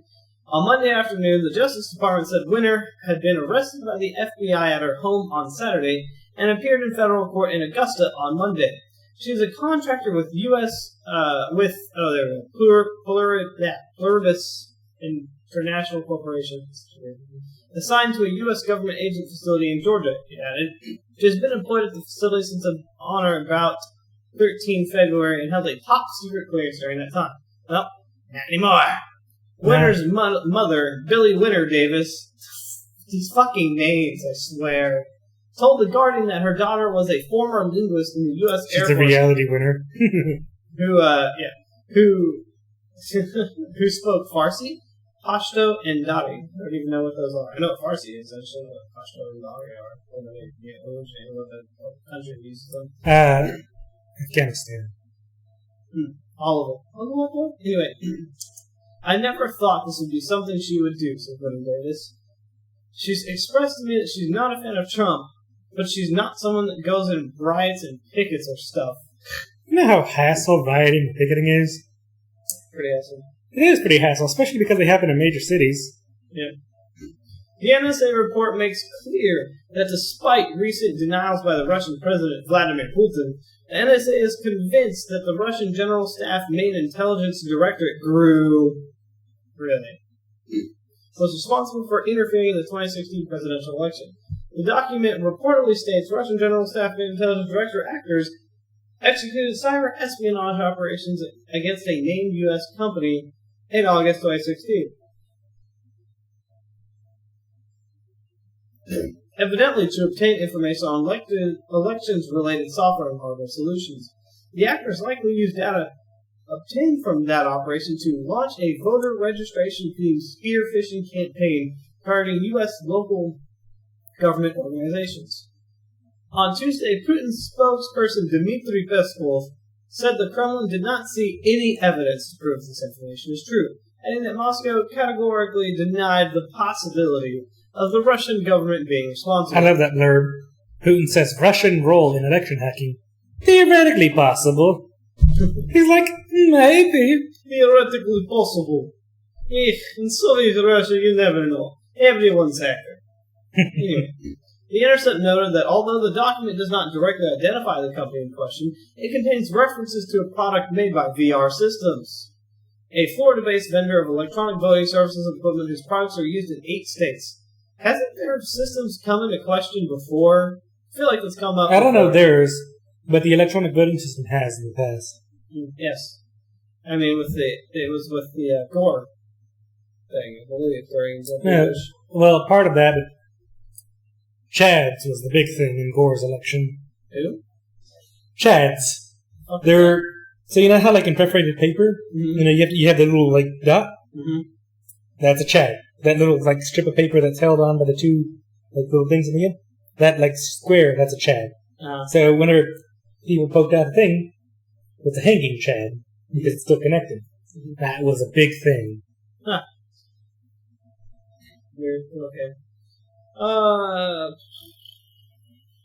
The Intercept said the NSA requested a number of redactions in its publication of the document, and it agreed to some that were not clearly in the public interest. Interesting. The intelligence assessment acknowledges that there is still a great deal of uncertainty over how successful the Russian operatives were, and does not reach a conclusion about whether it affected the outcome of the election, in which Donald Trump's victory over Hillary Clinton hinged on 3 closely contested states. But the suggestion that Russian hackers may gain at least a foothold in electronic voting systems is likely to add even more pressure to special counsel and congressional investigations.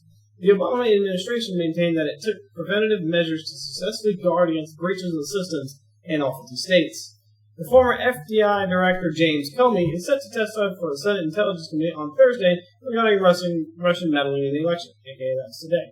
The FBI is handling the investigation into Winter's alleged breach of national security. In a deposition in support of the Winter's arrest warrant, the Justice Department said on or about May 9th, Winter printed and impromptu removed classified intelligence reporting, which contained classified national defense information from an intelligence community agency, and unlawfully retained it.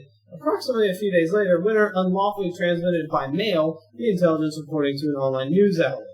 The statement added, once investigative efforts identified Winter as a suspect, the FBI obtained and executed a search warrant at her residence. According to the complaint, Winter agreed to talk with agents during the execution of the warrant. During that conversation, Winter admitted intentionally identifying and printing the classified intelligence, reporting it at issue despite not having a need to know, with knowledge that the intelligence reporting was classified. Winter further admitted removing the classified intelligence reporting from her office space, retaining it, and mailing it from Augusta, Georgia, to the news outlet, which she knew was not authorized to receive or possess documents. Vivian Su, Director of Communications at The Intercept, said, as we reported in the story, the NSA document was provided to us anonymously. The Intercept has no knowledge of the identity of the source. Nice. I mean, she said it herself. Yeah, but I mean, news agencies have to protect their sources. Yeah. And it's like, after she gets convicted, they're like, yeah, it was her. No, I mean, they'll never say it was her. Ever. She could get convicted and it can go all the way through, but they'll never say. They can't. Because that would leave them... Because then that would put their credibility on the line. Yes, this is actually really crazy. This is how this happened. I didn't know this was a thing. I learned something today about technology, and it scared me. It scared me. NSA's alleged leaker got tripped up by a secret printer feature. Investigators rely on all kinds of prints to find suspects. Fingerprints, footprints, and in reality, Winner's arrest, invisible prints. On Monday, a National Security Agency contractor was charged in a Georgia court with releasing classified material to a news outlet. The top secret information was the NSA report from May 5th, which was released to The Intercept, detailing Russian hackers attempting to compromise U.S. officials less than 2 weeks before Election Day in November.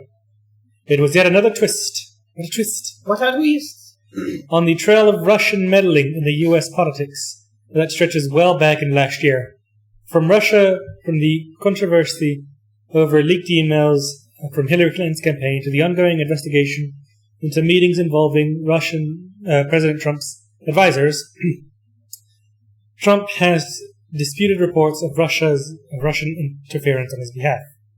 The NSA leak came just 3 days ahead of former FBI James Comey's expected testimony Thursday before a Senate committee looking into the matter. A trail of printing slip-ups led the FBI on Saturday to Winner's home, where they arrested the former Air Force linguist. In the Department of Justice's criminal complaint, prosecutors said they saw the leaked document had folds and creases on the page, suggesting it had been printed out and then carried to another location. But it wasn't what they had seen on that outed Winner as the alleged leaker. The pages from the NSA's printer came with invisible tracking dots. This common feature of modern printers for forensic investigations. Did you know this was a thing they did? I certainly didn't.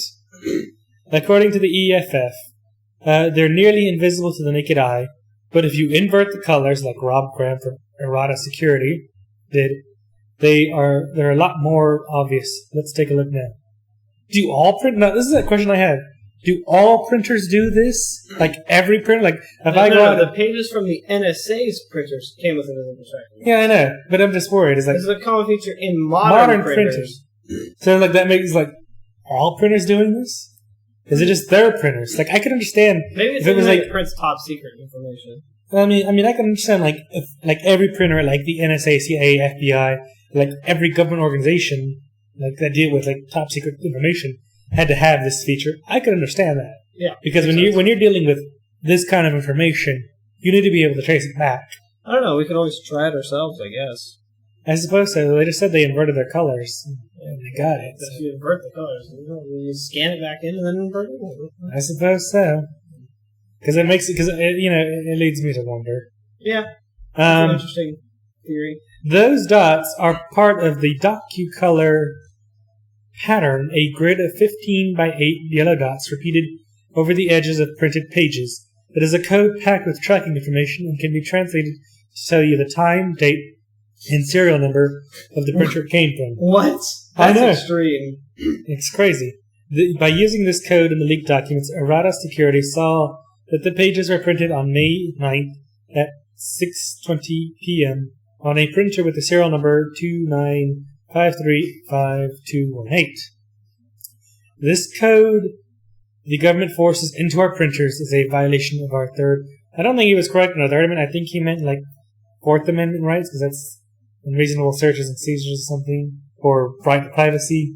I think it's one of those. There's a right to privacy in the Constitution. I think he just misspoke on it, because the Third Amendment is the right to not have to host army. Oh, well, the next little paragraph is the reason why she fucked up. Yeah. The NSA also conducted an internal audit to find out that 6 people had printed out the secret report that only winners had been in touch with the Intercept by email through her work computer. So if that is so damn stupid. If you're communicating with a news organization, you don't use your work computer. Especially not if you're working for the NSA.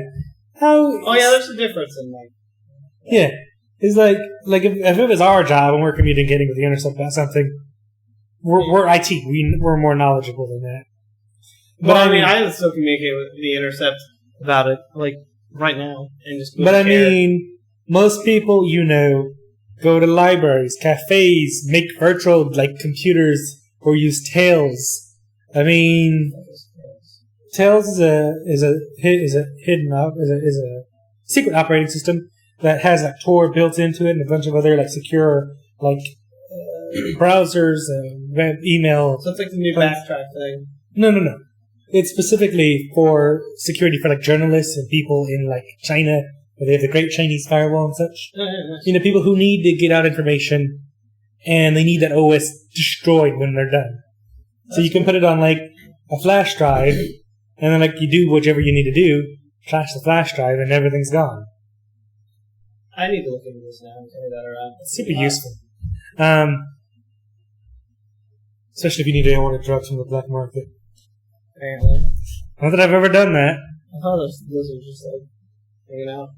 You're just the light is warm. Probably why you're there. I think the light's put out enough heat, but okay. I understand. So, yeah, she was an idiot. Yeah, no, most definitely. For getting in touch with him on her work computer. Even if she did it on her home computer, she's still an idiot. You don't release super high-end confidential documents without doing that. And even if, since they had the timestamps, they could have just gone into their print server or whatever and be like, so who printed this document? Who printed it from this print at this time? Oh, well, it was these people. Oh, what was the document's name? Well, that's what it was called. Well, what's it called? Well, that's what it's called. Okay, there you go. Document name, who it was, the time it was. Well, there you go.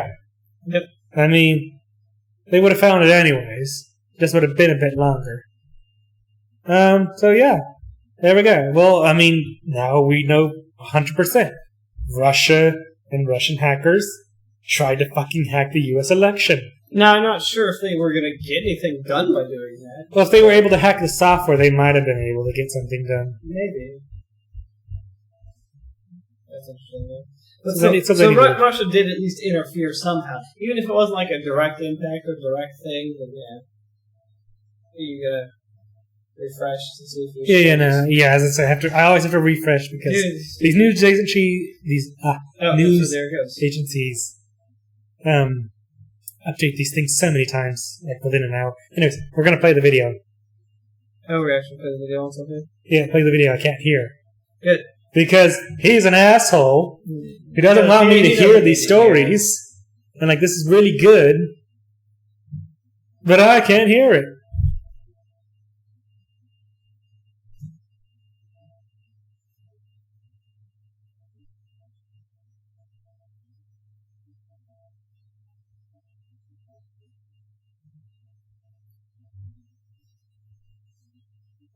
Now, let me go watch the live stream. I can actually hear the video.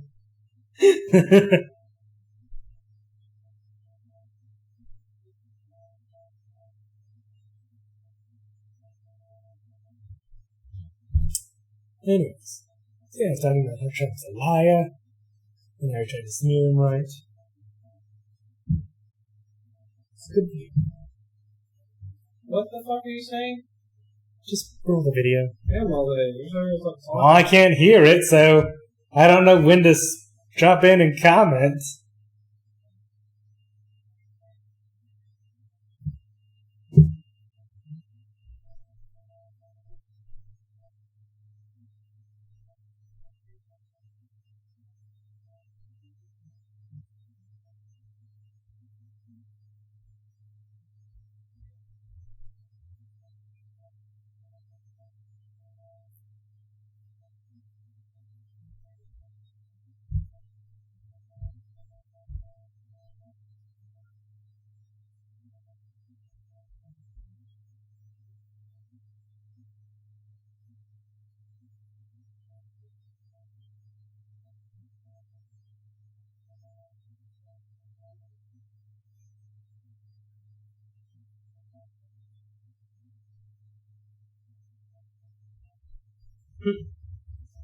That's interesting. Mm-hmm. The fuck are you looking at? The story. Is that a story recovery? No. That's gonna be... No, that's dumb. I mean, it's a good idea, because it's cool, except for the fact that would raise the price of the wall by a fuck ton, and on top of that, they're just gonna get, like, dusty and broken and fucked up. So, yeah. Well, it's Trump. He's Trump. It's a like green sounding idea, I guess, but in reality, it's just like no. Yeah. So basically, it was just clips of him saying the same thing he basically said earlier. Let's see. Solar panels alone would cost roughly 12 to 15 billion, assuming he wanted the panels to cover the entire 1,000-mile space. No. But actually, it would have the potential to produce 7.1 gigawatts, which is about $300 million worth. I mean, they said this in this article. They're saying it'd essentially we'd be able to eventually pay for the wall. That's an interesting thing. Still not going to happen.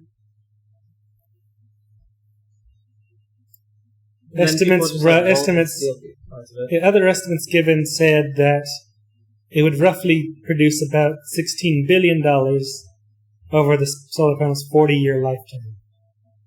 I mean, it says right there, it may be good in theory, but there are some logistical issues which would make constructing a solar wall very difficult, perhaps unattainably so. For instance, it assumes certain types of panels are available and leaves out the transmission, storage, and possible security costs. The costs of the wall itself are not solar panel included, fully nailed down either. As Washington experts say, it could cost up to $22 billion. Given these facts, it's wise to hold off, because if it adds on, another $12 billion, that means this wall will be costing $34 billion, and even in solar panels, it's only going to produce $16 billion back after 40 years. Yep. So it's not going to be enough. Instead of building the wall, you want to use your solar panels? Just build a fucking solar panel farm somewhere. What? No, that's a crazy concept.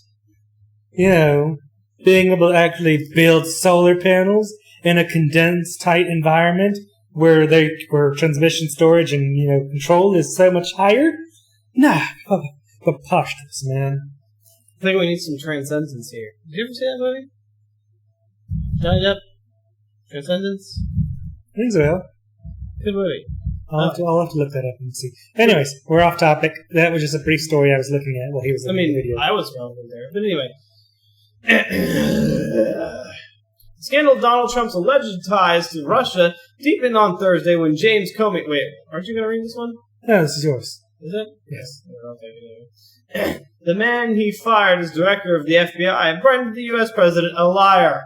At a hearing that riveted Washington and millions across the United States, James Comey said that he believed he had been sacked because of the FBI's investigation of Moscow's meddling in last year's presidential election. Which is, by the way, what we said when he got fired. We covered it. I was like, well... Yeah, it was such an obvious move. Yeah, really. By Trump. I mean, how could he not? I bet even some, bumfuck hicks in the middle of nowhere were like, what is it? But anyway. Love you guys. My phone's on silent. My phone's on silent too, but apparently I'm pressing shit with my foot. That's done that before. Anyway, Comey's explosive testimony over nearly 3 hours asserted the Trump administration lied to smear the reputation of Comey and the FBI following his intercept. Obviously, Comey documented every meeting he had with Trump because he thought the president might lie about what had taken place. Good idea. That's a good idea in general, though. He passed details of the meetings via a friend to the press in the hope of spurring the appointment of a special counsel. He believes that Trump directed him to shut down the FBI's investigation of former National Security Advisor Michael Flynn.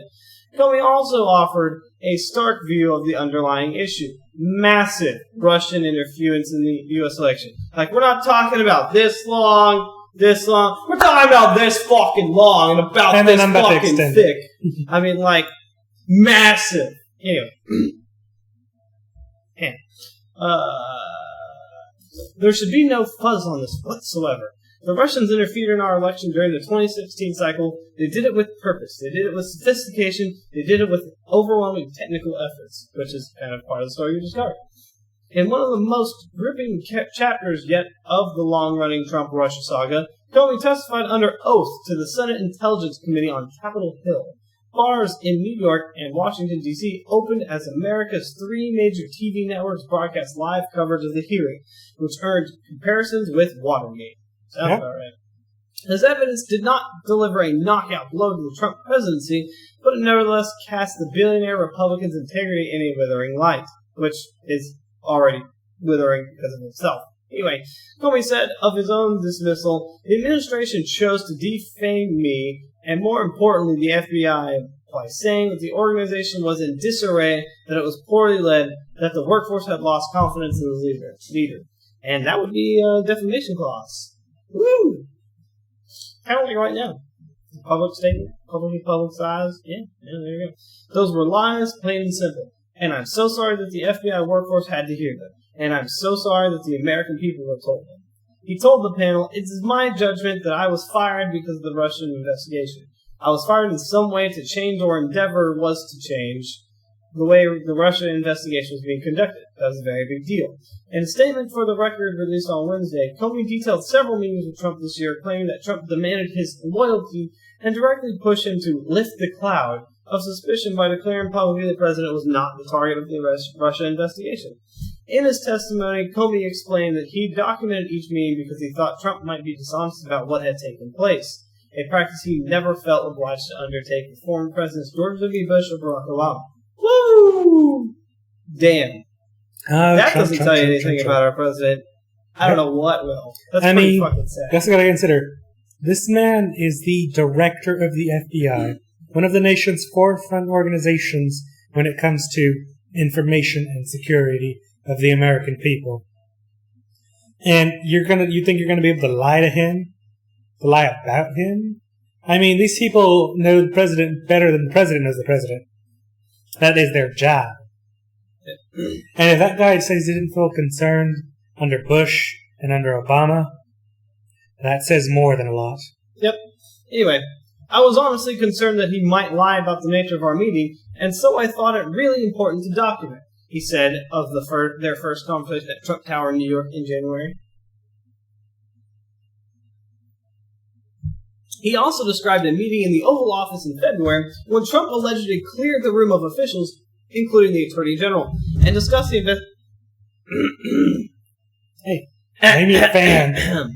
and discuss the investigation into former National Security Advisor Michael Flynn's links to Russia. "I hope you can let this go," the president allegedly said. In a memorable exchange, Senator Angus King of Maine... Anyway, when a president of the United States in the Oval Office says something like, "I hope," or "I suggest," or "would you," do you take that as directive? Comey replied, "Yes. It rings in my ears as kind of. Will no one rid me of this meddlesome priest?" A reference to King Henry II's kiss of death to Archbishop of Canterbury, Thomas Becket. Good fucking call there. Comey also revealed that he asked a friend to leak to the New York Times details of his memo about the Oval Office encounterment because I thought that might prompt the appointment of a special counsel. The former This guy's playing games way better than Trump. His what? Said he's playing the game way better than Trump. Oh yeah, it's kind of like us right now. The former FBI chief was testifying under oath to the Senate Intelligence Committee on Russia's interference in the presidential election in a packed room of the Senate's Hart Building on Capitol Hill, with millions watching on TV and online. Comey entered the room at 10:02 a.m. to a chorus of clicking cameras, shook hands with Chairman Richard Burr, and sat behind a table, staring ahead inscrutably, his hands pressed together. Comey said he was puzzled when the dismissal was attributed to his handling of the investigation into Hillary Clinton's use of a private email server, only for Trump to tell an interviewer it was because of Russia. Comey said, "It's my judgment that I was fired because of the Russia investigation.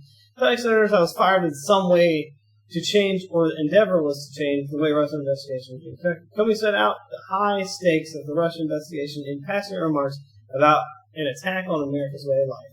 The reason this is such a big deal is we have this big, messy, wonderful country where we fight with each other all the time. but nobody tells us what to think, what to fight about, what to vote for, except for other Americans, he said, and that's wonderful and often painful. But we're talking about a foreign government using technical intrusions and lots of other methods tried to shape the way we think, we vote, we act. That is a big deal. Mm-hmm. And people need to recognize it. It's not about Republicans or Democrats. They're coming after America, which I hope we all love equally. They want to undermine our credibility in the face of the world. They think that this great experiment of ours is a threat to them, and that they're so going to try to run it down and dirty it up as much as possible. The former FBI chief faced detailed questioning about a series of meetings with Trump he set out in his statement for the record, which was published by the committee on Wednesday. One was a private dinner with Trump at the White House in January. Comey said he walked away feeling like the president was looking to get something in exchange for granting my request to stay in the job. I mean, that's clearly a person who's used to, if you don't do this, I'm going to fire you, and then getting his way. Very much. But you don't get to do that with the director of the FBI. Even though he technically did. There are certain times when you can do that to normal people, and normal people accept it. But then there's certain people that just go about their jobs and their way of life in such a way that they don't want to be fucked with. And then you fuck with them, and then you get destroyed utterly and completely like this, and then you wonder why. And I'm glad it happens to me. I'm glad it happened to somebody so big. Maybe other people realize that there's other people out there like this and other instances like this. Because it happens all the time. People get so high up on some sort of corporate ladder, corporate chain, or whatever. Some, nth level management type stuff, and they think they own you and your livelihood and your life. But, they mess with everybody the same, and everyone normally accepts it. Then you get those certain people that just don't put up with that shit, and then they hammer the shit out of you, and it's glorious every time. Yeah. Kind of like real life, but anyway.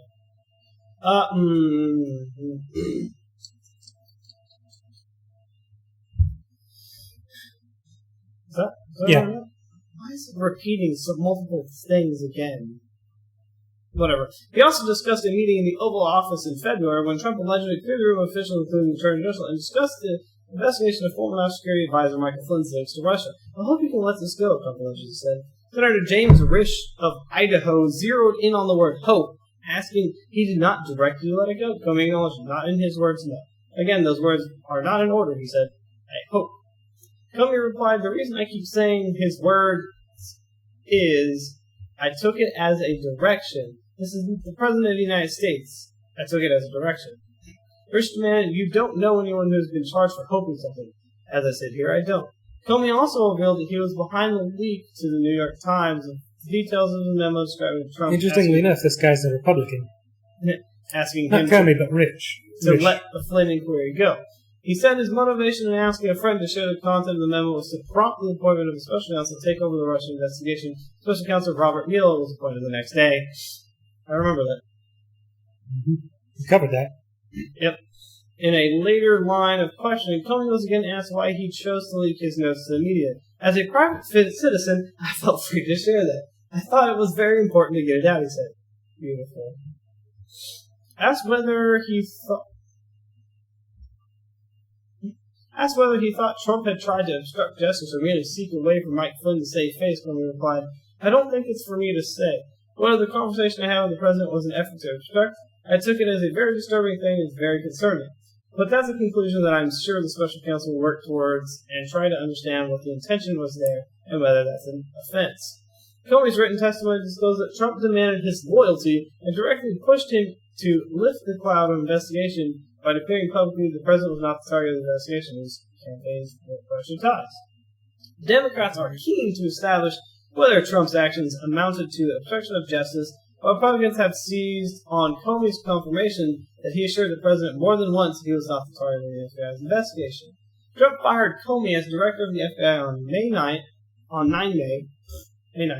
admitting later that the Russian investigation was on his mind at the time. The president later tweeted, James Comey better hope there are no tapes of our conversation before he starts leaking to the press. Comey said on Thursday, I seen the tweet about tapes. Lordy, I hope there are tapes. He added later, the president surely knows whether he taped, and if he did, my feelings aren't hurt. Release all the tapes. I'm good with it. Trump managed to refrain from tweeting during the hearing. That'd be like those Nixon tapes. Yep. but his proposal lawyer, Mark Kasowitz, in a statement tried to turn the tables on Comey, saying he had admitted that he unilaterally and surreptitiously made unauthorized disclosures to the press of privileged communications with the president. Deputy Press Secretary Sarah Huckabee Sanders told reporters, "I can definitely say the president is not a liar. I think it is frankly insulting that this question would be asked." The president's not a liar. That's Is the president a liar? Yeah, most definitely. I mean, that's like the best joke of the century right there. Yeah. Interestingly enough, whenever Trump lawyered up, he went to some of the biggest law firms in the country, some of the most prestigious ones. The top 4 law firms refused him. Yeah. They didn't want him. Partly because it would have looked bad on them for representing Trump. They were afraid they wouldn't get any more lawyers, and they were worried about the lawyers they had on staff leaving. So they were worried about it ruining their reputation. Because lawyers represent all kinds of people. And when it's a president, lawyers step up. But when the top law countries top law offices in the country refuse to represent the President of the United States, that says a lot about what those lawyers think. Yep, as I said a couple times today, there's a lot of things like this. I think we're only going to be able to get through the rest of the United States again. Okay, let's see. What's air conditioners fixed? We're actually probably have to start starting later because of the time of work. Mm-hmm. Man. Since we're on a summer schedule, folks, it's going to be pushed, our broadcast will be pushed back about 30 minutes to an hour. Probably. We're going to try and keep it on the lesser side, but we'll see how things work out. We're going to have to trim the fat. We're going to have to go lower. We're going to have 3 stories per thing, and we'll have the talk session afterwards. I don't know. I just made a plan right now. Good. We'll discuss this further. Not really. Anyway. Also, you're still on world news on the topic. Am I? I am. You're a fucking liar. I don't know what you're talking about. I'm not on world news. I have no idea. Sir, you are a liar and a traitor. The country, man. What? Anyway. Yeah, that's the U.S. News. Yeah, that's the U.S. News. Alright, carrying on to more Comey. Comey testimony. I think this is all just the same thing. I thought it might have been a different thing, but this is all like a step-by-step breakdown of the minutes and everything. Okay. Whatever.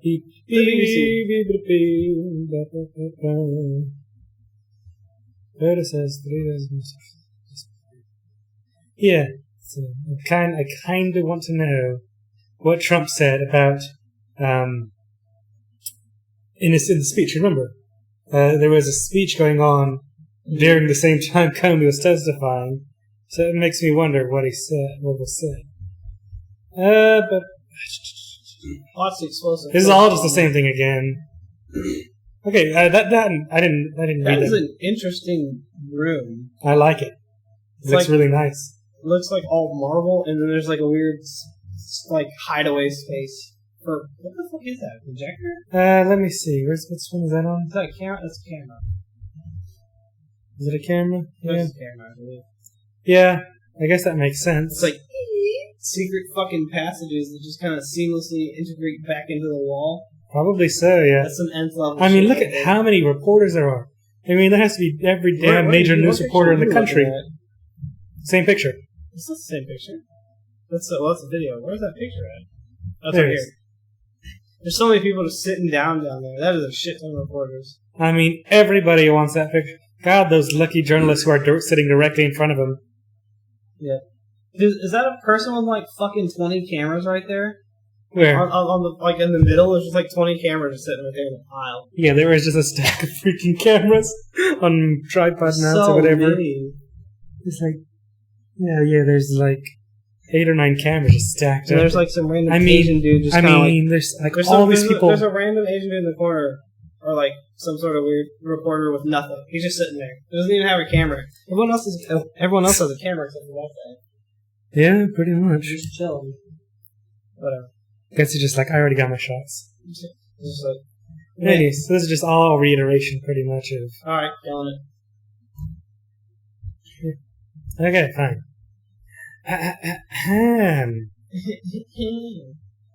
Oh shit! Didn't make up that. Muslims outraged at a billboard. Oh god. Outraged by a billboard that insults the prophets. I laugh. I laugh at that fucking things. Yeah, what the billboard says. Yeah, the perfect man, married, 6 years old. He had 600 Jews in one day. To be fair to Muhammad, I'm pretty sure it was a 9-year-old. Everything else is true. Slave owner and 13 wives, 11 at one time. Rapist, tortured and... Does that say? Tortured and killed unbelievers. Oh, killed unbelievers. Okay. So, a anti-Muslim billboard disparaging the Prophet Muhammad.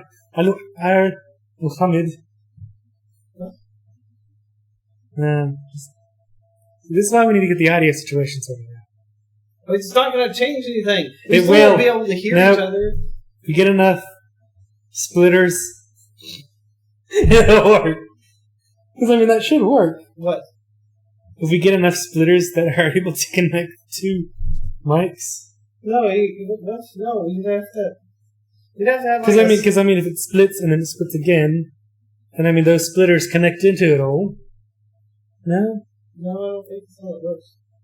No, but it could. If you had, I don't know. I'm thinking of things. You're thinking of wrong things. What you would really want is like an audio board. Yeah. What we really want is to not have Blue Yetis and have real audio. This is real audio. Professionals use this stuff. No. Professionals don't use this. It's like YouTubers and streamers do too.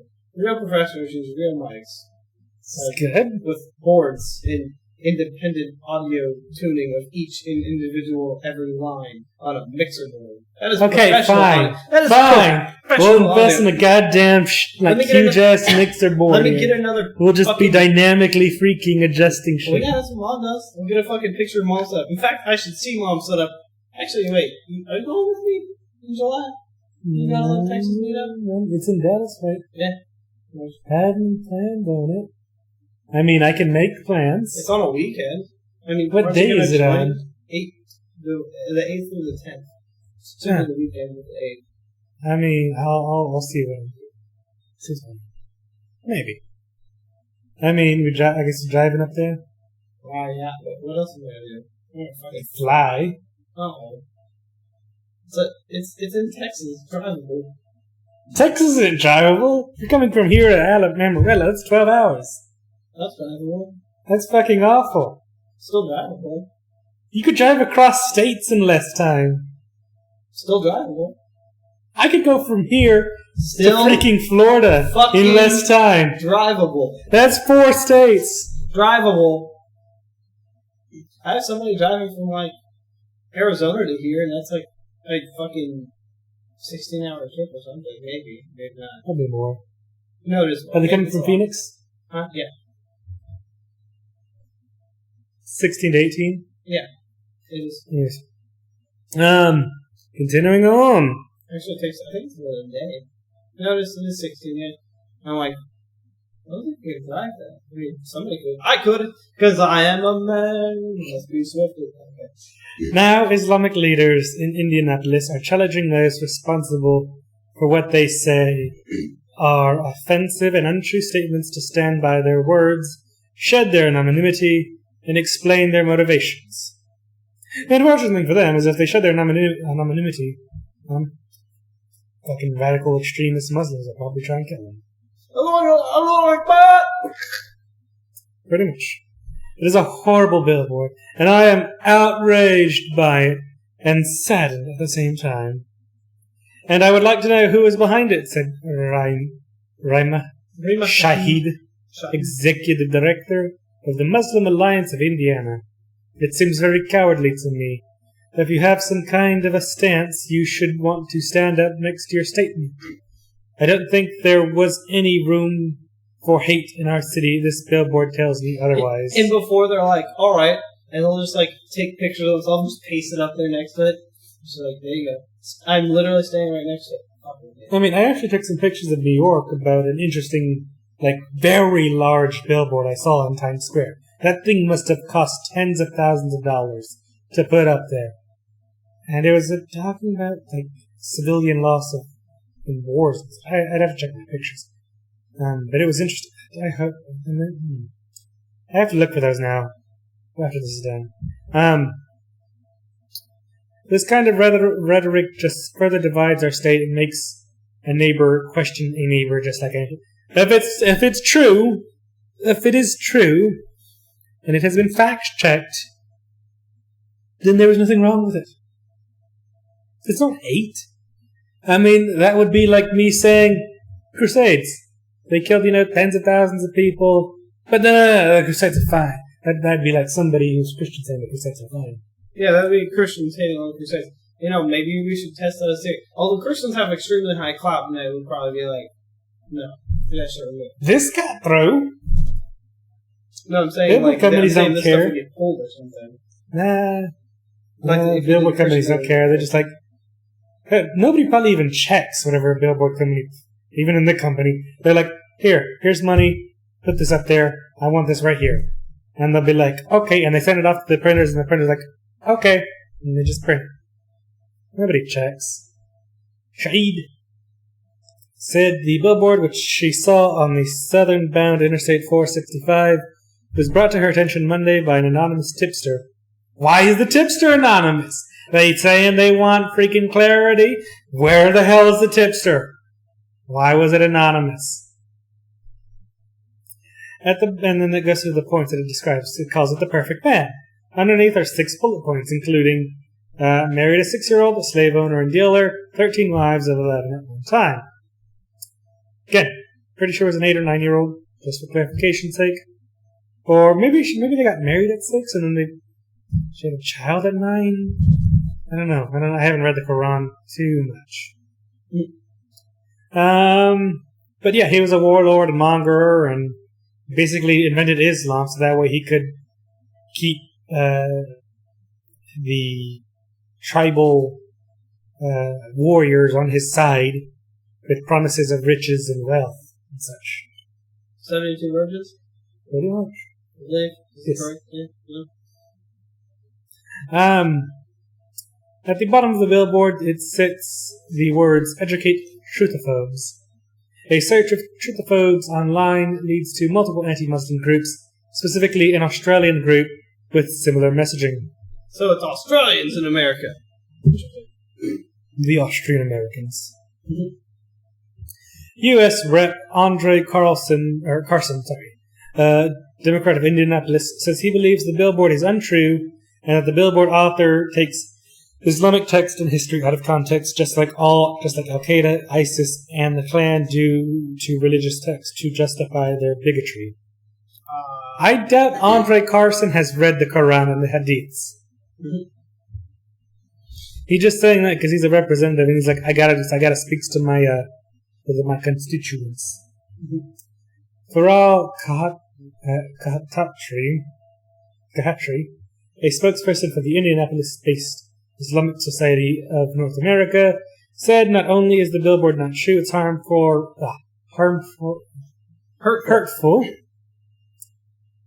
to her as a practicing Muslim. To Khatri, the most disappointing aspect of the sign is that it can be used to incite hate crimes towards Muslim or people perceived to be Muslims. Don't see how. Do you see how? What? No, it doesn't have. Pay attention! Literally.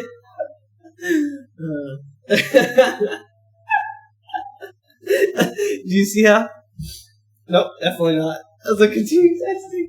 I've gotten to the point where I can actually text without looking at the keyboard. And it's not even real keys. It's pretty good. Anyways. So about the billboard, do you think it can be used to incite hate? Because that's what they're saying. I mean, because of the massive level of stupidity of people, anything can be used to incite hate. Literally. That guy likes the color red. Yeah, pretty much. What about all the colorblind people? I mean, like, some shit like that. Basically. It was like, I like the color blue. Fuck you. Well, fuck you, red's better. Yeah. Anyways, I just don't think it could. I mean, people are stupid. It's Indiana, so it's Indiana. What does that mean? It's Indiana, man. You've been to Indiana? Fuck no. It's some weird northern state that I've never heard of. North? Eastern? Yeah. Sure, said that. You're like questioning, where the hell is Indiana? I don't even know. I don't remember. Back when we had to recite the 50 states of America, I don't think I ever got all 50. Anyways. It was pretty hard. I mean... All I know is the great state of Texas. That's the only state I know, because literally everything in any other state can pretty much be found here. You got mountains? You got it. You want desert? You got it. You want coast? Go skiing, you got it. Huh? You can actually go skiing in Texas, yeah. Where are they? North Panhandle? Where them fucking mountains are? Yeah, I know, but then you have to wait for winter. I mean, like, it's not like Colorado or... Colorado isn't year-round winter either. I know, but it has a lot of winter. There's a lot of cold. But if you want a real year-round winter, probably Utah. I think Utah's still snowing, or like still cold as shit. I'll go to Canada. What? Or fucking Canada? No, if you want year-round winter, go to fucking Russia. It's always cold in Russia. No, That's the Cold War ended years ago. It's always cold in Russia. Anyways, last month, a 35-year-old white supremacist is accused of fatally stabbing 2 men and injured another who were defending 2 girls, one of whom was wearing a hijab, on a light rail train in Portland, Oregon. In court, the suspected attacker, Jeremy Joseph Christian, called the act patriotism. Carson said he is disappointed that people have decided to use their free speech protections as a platform to spread hateful, vile things that are divisive to people. That's the best way to use free speech. Fuck you! Fuck your religion! I'm not saying this to Islam or Muslims, although I do say that to Islam and not to Muslims, but I do say that to Islam as a religion. But, America, bitches. Free speech. Stop the mic. The fucking breaking news thing. Fuck off. I know, it's always breaking news shit. And you can't close fucking, it. Yeah, no, that's what I'm saying. Isn't that like fucking, Justin would know. I believe that's, hockey. Yes, that's a Stanley Cup. It's a Stanley Cup, yeah. See, I know enough about sports that I know that I don't give a fuck either way, but at least I know sports things. I think there's a way to debate and to be Socratic without being disrespectful or undermining people and causing a sense of isolation. Carson called on people in the faith community to come together to say this is unacceptable, especially in light of an upcoming march against Sharia that is scheduled to occur in 28 American cities, including Chicago, Indianapolis, New York, San Bernardino, California, earlier this week. San Bernardino. That's funny. Well, Sharia is bad. Sharia law is actually Sharia is bad. Yeah. There should be no Sharia in the United States, no Sharia courts. We have American courts under American law, which is how things should be dealt with that need to be properly adjudicated. None of this crazy quasi-religious, quasi-legal court bullshit. Not happening. Take that to the UK. The event organized by. Okay, fine. Salad's being Keemstar again, still. Salad's being Salad. Yep. The event is organized by a group called ACT for America, a self-described group, grassroots national security organization. So probably a bunch of kind of like racist hillbilly hicks. How can you be a national security organization? That's just how they describe themselves. I mean, considering that this group has these protests going around in 28 major cities, I would say they're pretty national. That is actually really national. Whether they're a security organization, that means they're probably one of like those. They're probably one of those like, I got my guns, I'm a militia. Pretty much. Sharia is incompatible with our Constitution and with American values. We stand against female genital mutilation and child marriages. Yeah? Yeah. I stand with that. Stated the details of the event. A representative from ACT is not available for comment. The billboard comes at a time when there is increased scrutiny of Muslims and Islam. December 2015, on the campaign trail, then Donald Trump called for a total and complete ban on Muslims entering the United States to prevent terrorists from entering the country. Garson calls it fear-mongering. Part of it was, yes, fear-mongering. Yeah, definitely fear-mongering. Part of it's also, like, it already happened before, and it already did happen. Yeah. A lot of people of all religions are scientists, doctors, part teachers. Of the problem was that, like, it even, like, kind of forewent the rights of people with visas and shit. Mm-hmm. Like, people with passport visas and all that. Like, you know, people that had the right to actually stay and live here were subject to the same problem. It's fucking stupid. Yeah. No, that was stupid, and, like I said, clearly it wasn't well thought through. I mean, Trump. It's Trump. One word, Trump. Trump. That should just become the term for something wildly stupid and poorly planned. Trump. Should we call it Trumping? Trump. Yep. Salad, you're now Trump. Yep, Sally's now Trump. Change your name to Trump. Yep. There's no organization claiming responsibility for the billboard. Doesn't bear any company name, which indicates that it's privately owned. Anyways, whatever. Blah, blah, blah, blah. It is. Fatima. Alright. Really gonna have to zoom in for this. Holy shit. Enhanced. Is this a fucking article for ants? And fucking... Oh god, too enhanced. Holy shit, I enhanced so much. No, it's not too enhanced, it's just created. Look at his face, though. Oh my god, they're all cold. U.S. state of California signs accord with China for green technology development. Now, pause. Fuck you, Trump. Anyway. Hey, I agree with that statement. Fuck Trump. But also, I told you so. I told you that China would be doing so much to promote green energy. Did I not just say that last week? I said China is at the forefront of green technology and that America is going to be left behind. And this just proves it. That's cool. You like Aztec. You Aztec there, Mr. Salad. You like to get your salad tossed by the most sensual of men. It's beautiful.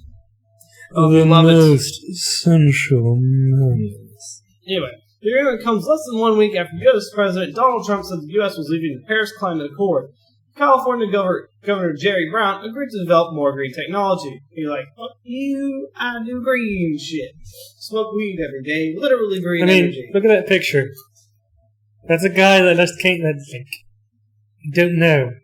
It's a guy that what? The governor's face. I don't know what kind of face he's making. It's clearly he's supposed to be smiling to take a picture. Yeah. Anyway, California Governor Jerry Brown met with Chinese leaders on Tuesday in Beijing and signed a memorandum of understanding to develop more green energy and reduce greenhouse emissions. The agreement builds on subnational pacts Brown signed with officials in Sichuan and Jiangsu provinces earlier this week. Hold up. Why is the California governor going to fucking China and signing agreements in China? Probably because he wanted to show it as a sign of goodwill and see what China had going on. But I mean, like, plus it's kind of like a little bit overstepping now or something. No, you can do that. The governors that go to other countries. Yeah, governors go to other countries all the time. Mm-hmm. Yeah, it's not unusual. It's not unusual. You're feeling the burn in your ass? I would feel the burn in myself. Bernie Sanders got it. Our Lord and Savior. Praise Bernie Sanders. Yep, anyway. I have proposed that California will cut its greenhouse gases 40% below 1990 levels, and that we will have 50% of our electricity from renewables. That's a pretty good fucking statement there. Mm-hmm. Brown told President Xi Jinping in a 45-minute meeting, to keep that goal, we need a very close partnership with China, with your businesses, with your provinces, with your universities, Brown said. President Xi and I discussed the importance of expanding cooperation on green tech innovation and trade. That's pretty funny. You've got the weird dual mic setup thing, so this dude behind him or whatever. He looks so serious, this dude just looks kind of happy and cheery and shit. Yeah. Well, he's an old party executive, so he's just like, I'm good. Yep. Nobody can stay on the sidelines. We can't afford any dropouts of the tremendous human challenge to make the transition to a suitable future, or sustainable. Brown said during a green energy conference in Beijing, disaster still looms and we've got to make it turn. You seem impressed. The agreement between California and China comes just days after U.S. President Donald Trump announced the U.S. was taking the Paris Agreement. Trump's announcement was met with condemnation. Many U.S. cities and states disagree with Trump, as well as the formed their own U.S. Climate Alliance to continue to implement the Paris agreements in their respective areas. California's Climate Alliance. That's interesting. I didn't know that was a thing. Brown said Trump's decision did not come up in his meeting with Chinese President Xi Jinping. Spoke in very positive terms. I don't think there's any desire to get into verbal battles with President Trump, said Brown after his meeting. Brown has also negotiated deals with Chinese provinces Jiangsu and Sichuan. California has some of the strictest climate controls in the U.S. Yeah, I know. Fucking talk to my car about that. My car is illegal because I modified it. Barely. Anyway. Anything I do is illegal in fucking California. But if I went outside and farted, it'd be illegal. EPA would be like, whoop whoop, with a meter next to my ass, and they're like, sir, I believe you just passed gas. It's a fine of $50. It's not that bad. Not yet. Anyway. Final president. China emits the most greenhouse gases in the world. Nearly 2/3 of its energy comes from coal. Communist Party leaders said they would invest at least 319 billion euros in green energy projects by the end of the decade. Party leaders said greenhouse gas emissions will peak no later than 2030. Marketing dots. Ma Aim of China's National Center for Climate Change Strategy and International Cooperation warned that full cooperation between U.S. states and the Asian nation will not come easy. It will be a long time before there is true cooperation with China. This market is just at a regional stage, or California is just at a regional stage, and it's hard to link up with the Chinese market, said Hyman. Yeah, but I'm sure they'll work it out. Yep. U.S. Secretary of Energy Rick Perry, oh no, also spoke at the conference in Beijing. What the fuck? Oh my god, that's right. That's right. Rick Perry's the Secretary of fucking Energy. Said his agency was pursuing an all-of-the-above strategy to curb greenhouse gas emissions. I was not prepared to be reminded of that. Research on coal, nuclear, renewable energy. Texas is the largest crude oil producer in the U.S., but it also has invested in wind farms and solar energy. I was not prepared to be reminded that Perry was a U.S. Secretary. Yep. I kind of just forgot about it. Thanks, at Secretary. He kind of looks like an older version of Mr. Pettis. Just like much dumber and bigger. Oh gosh, that hurts. So apparently, I love his thing. The plan includes research on coal, nuclear, and then renewable energy.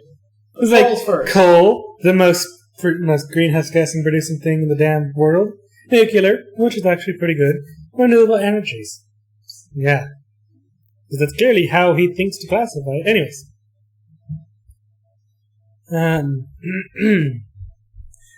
New York.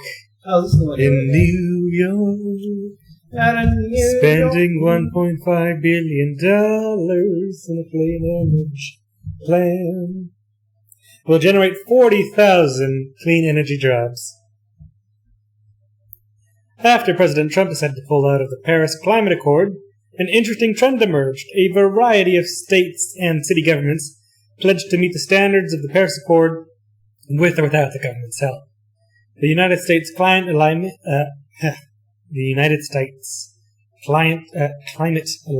led by Michael Bloomberg, is coordinating a massive effort to do everything America would have done if it had stayed committed. In keeping with the goals, New York is pushing forward with a huge clean energy initiative. New York Governor Andrew Cuomo announced Friday that $1.5 billion would be committed to renewable energy projects like solar, wind, hydropower, and fuel cells, with the goal of achieving 50% electricity for the state from renewable sources by 2030. That's an achievable goal. It's good for them. Reasonably achievable, yeah. $1.6 billion is going to accelerate our move towards renewable sources, which is how we will have the most aggressive renewable standard in the nation and comply with the Paris Accords. Cuomo went on to say that the investment will result in 40,000 clean energy jobs by 2020. These types of jobs will be created including engineers, architects, construction, operating and maintenance jobs for the new power plants, along with distributed energy such as the solar panels that will be included on rooftops. There will be new education jobs in order to train the workforce of this clean energy system. Cuomo is not alone in his efforts to focus on renewable energy and reduce greenhouse gas emissions. More than 30 mayors of cities like Los Angeles, Atlanta, and a handful of other governors, 80 university presidents, which I don't know why the hell that matters so much, companies like Mars and Hewlett-Packard have also pledged their support for tenets of the Paris Accord. Oh, I love that comment. Scroll down. There's only one comment on this. And it's exactly how stupid Americans think. If it's such a great plan, why the fuck are you not corporations and banks doing the investing instead of our over-abused tax dollar? Get the fuck out of our pockets, your fucking profit. This man is an idiot. Yeah. Owner at self-employed. I know where you're self-employed. I know, right? I saw that too and it's like, I wonder why. Yeah, he spells shit with he's like an old ass man. He's using text speak. He's using older text. Yeah. It is odd. Yeah. This right here. Study confirms electric vehicles cleaner and generate less pollution than gas. No fucking shit. What the? This. Just goddamn. Anyway, carrying on. Yeah, we'll cover the last two. Now you fuck off. We gotta super enhance this. It's like it's built for mobile because it has 3 dots. But is it 3 dots? Yeah, if you zoom out one. There. It had them there, but this is a mobile build. Weird. Anyway, Dearborn man trained as bomb maker for Hezbollah arrested on terrorism charges. WXYZ. What? Is that legit? That's the news agency's code. Legit. Yeah. Oh my god. WXYZ. Detroit. A Dearborn man was one of 2 people arrested for terrorist activities on behalf of Hezbollah's Islamic Jihad organization, the Department of Justice announced. Now, I must state for the record, Dearborn, Michigan is actually one of the highest concentrations of Muslims in the nation. Right. Anyway, Samir El-Debek, 37, a.k.a. Samir Edelbeck, what? Okay, was arrested on Thursday, June 1st in Livonia for attempting and conspiring to provide material to support Hezbollah, receiving and conspiring to receive military-type training from Hezbollah, use of weapons in connection with a crime of violence that is alleged to have involved, among other weapons, explosives, a rocket-propelled grenade launcher, and machine guns, and violating and conspiring to violate the International Emergency Economic Powers Act. Ah, damn, that's a lot of charges. What that is. He is a naturalized U.S. citizen. According to the Justice Department, El-Debek was first recruited in late 2007 or early 2008 and began to receive a salary through about 2015. Nice. He received military training in Lebanon. He's getting funded by Hezbollah. Yeah, I don't care. It's fucking free money. At least the guy's getting money. From a terrorist organization. So? Shit, if they'd pay me to just go receive training, I'd go. If the government didn't hate me for it. Okay, now you're on a watch list. I've already been on a watch list, for years. Well, now you're on another watch list. I'm on about, 20. Okay. So one more is not 21 more watch lists. Woo! My watch list is all left to right. Yeah! Well, somebody from Hezbollah is going to watch this and they're going to send you a message. Then they'll be like, "Sir, American, I hear you like to join our organization." You pay me good enough and you train me, I don't see why not. Although the idea of, killing myself and killing other people is not okay. So, But, getting a paycheck is kind of nice for fucking, 7, 8 years? Looks like 7. 7? Yeah. Something like that. Well, 7 or 8, depending on which, but yeah. Anyway. That training included basic military tactics, the handling of various weapons, surveillance and counter-surveillance techniques, and the creation and handling of explosive devices. I don't see anything wrong with any of that, personally. Until you get bombed by the U.S. military in Lebanon. Pretty much. Until, you use that to make bad bombs, but are there good bombs? Yeah.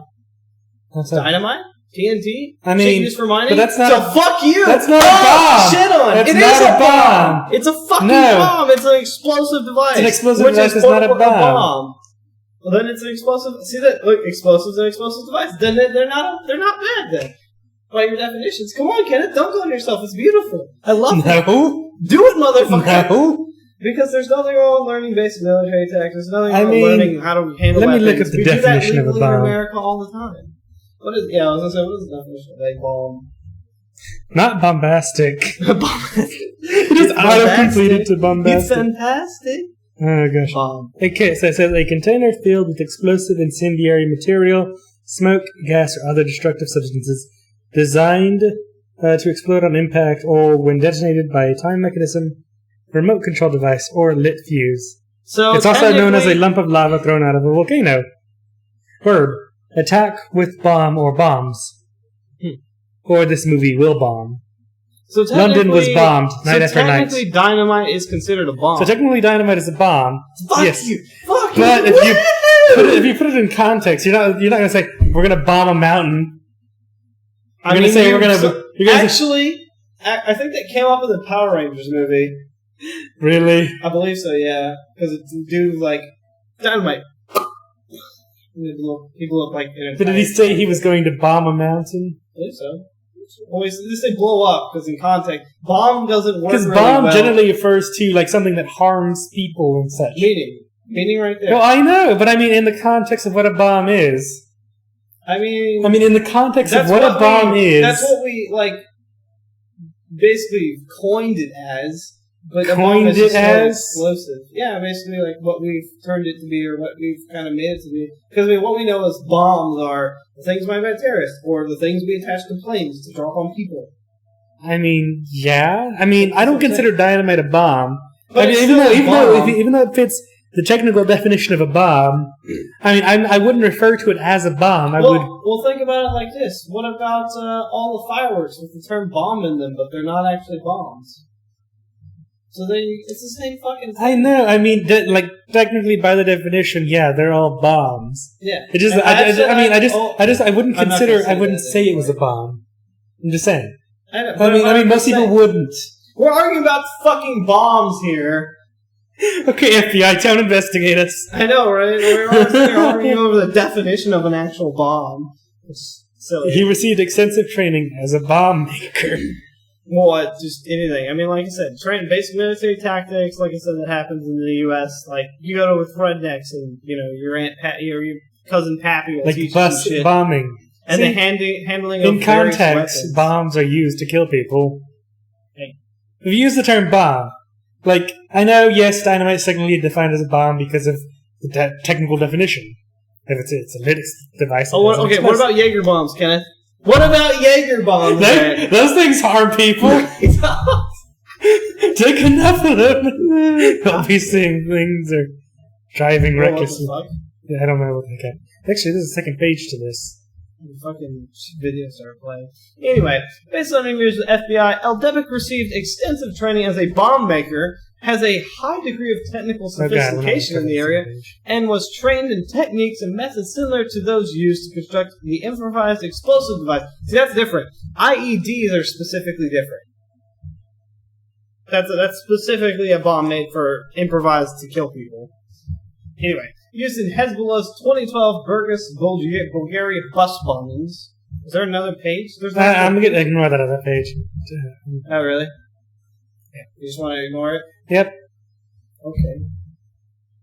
Actually, that's actually kind of interesting. Go to the next page. I'm just reading the first paragraph. It's actually kind of interesting. So, it says, according to Justice Department, he also traveled to Panama. God fucking damn this video. Yeah, I know. It always just autoplay. Autoplay on. Off. And Thailand to conduct missions for Hezbollah, which included cleaning up explosive precursors in a house in Bangkok that others left because they were under surveillance.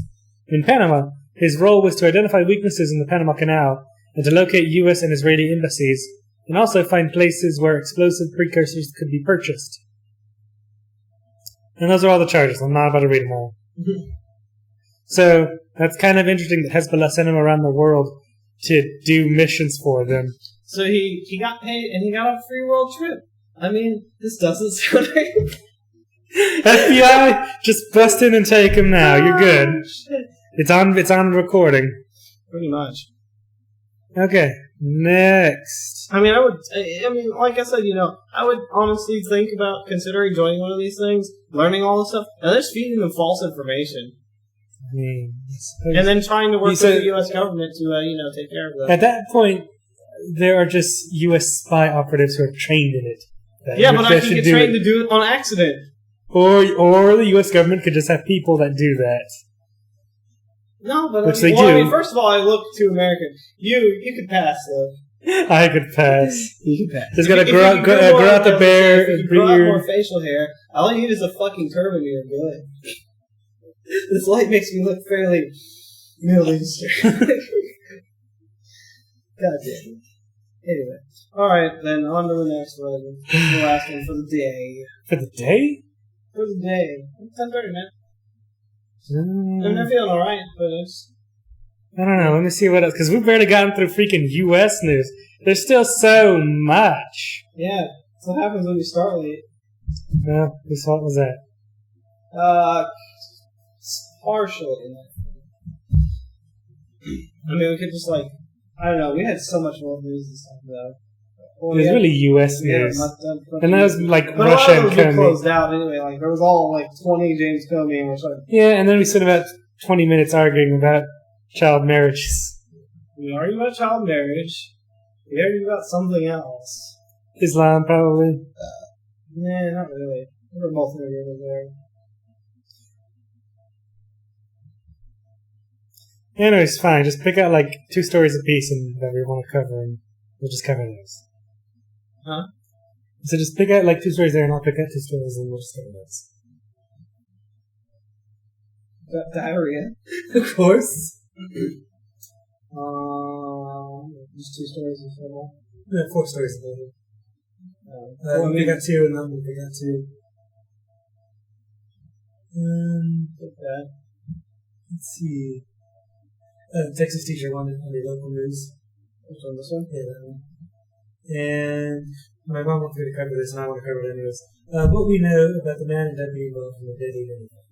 This one? That's actually local Houston news.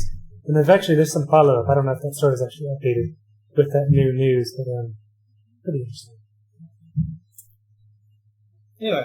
So, do we really need to cover the company scheme? Well, it's actually kind of interesting that it talks about, because it's, let's see, where is it?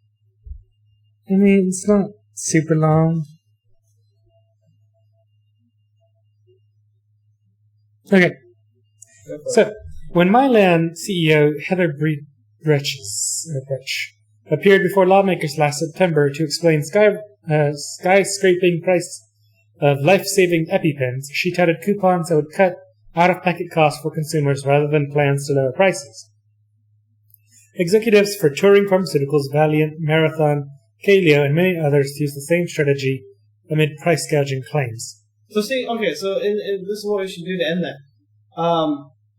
Allow the government to regulate drug prices like every other major government in the world? Well, not just that, but I mean, even if something's being gouged, even if they add a coupon, still make a famous price anyway. I mean, a coupon is not the answer. No, that hurts the people. What? If you get rid of the coupons, but you lower the price? No, if you lower the price, I thought you meant that if you just get rid of the coupon but keep it at the high price. Yeah, which is what they're doing. No, they're giving the coupon that lowers the price out of pocket, but they still charge the insurance company the full price. That doesn't sound legal at all. No, well it is, but that's why prices for medicines are so high, and that's why insurance is so expensive. Part of that is because the insurance companies at the end have to recoup all the costs for your $1,000 pills and $600 EpiPens. Damn pills! Oh sure, it costs you $10 once you got that coupon, but it's going to cost your insurance company $500, which is why they're talking about this. Just right here. But the wallet-friendly deals are deceptive. Lawmakers and advocates argue. They recommend a hard pass, and a growing number is working on legislation to help you do it.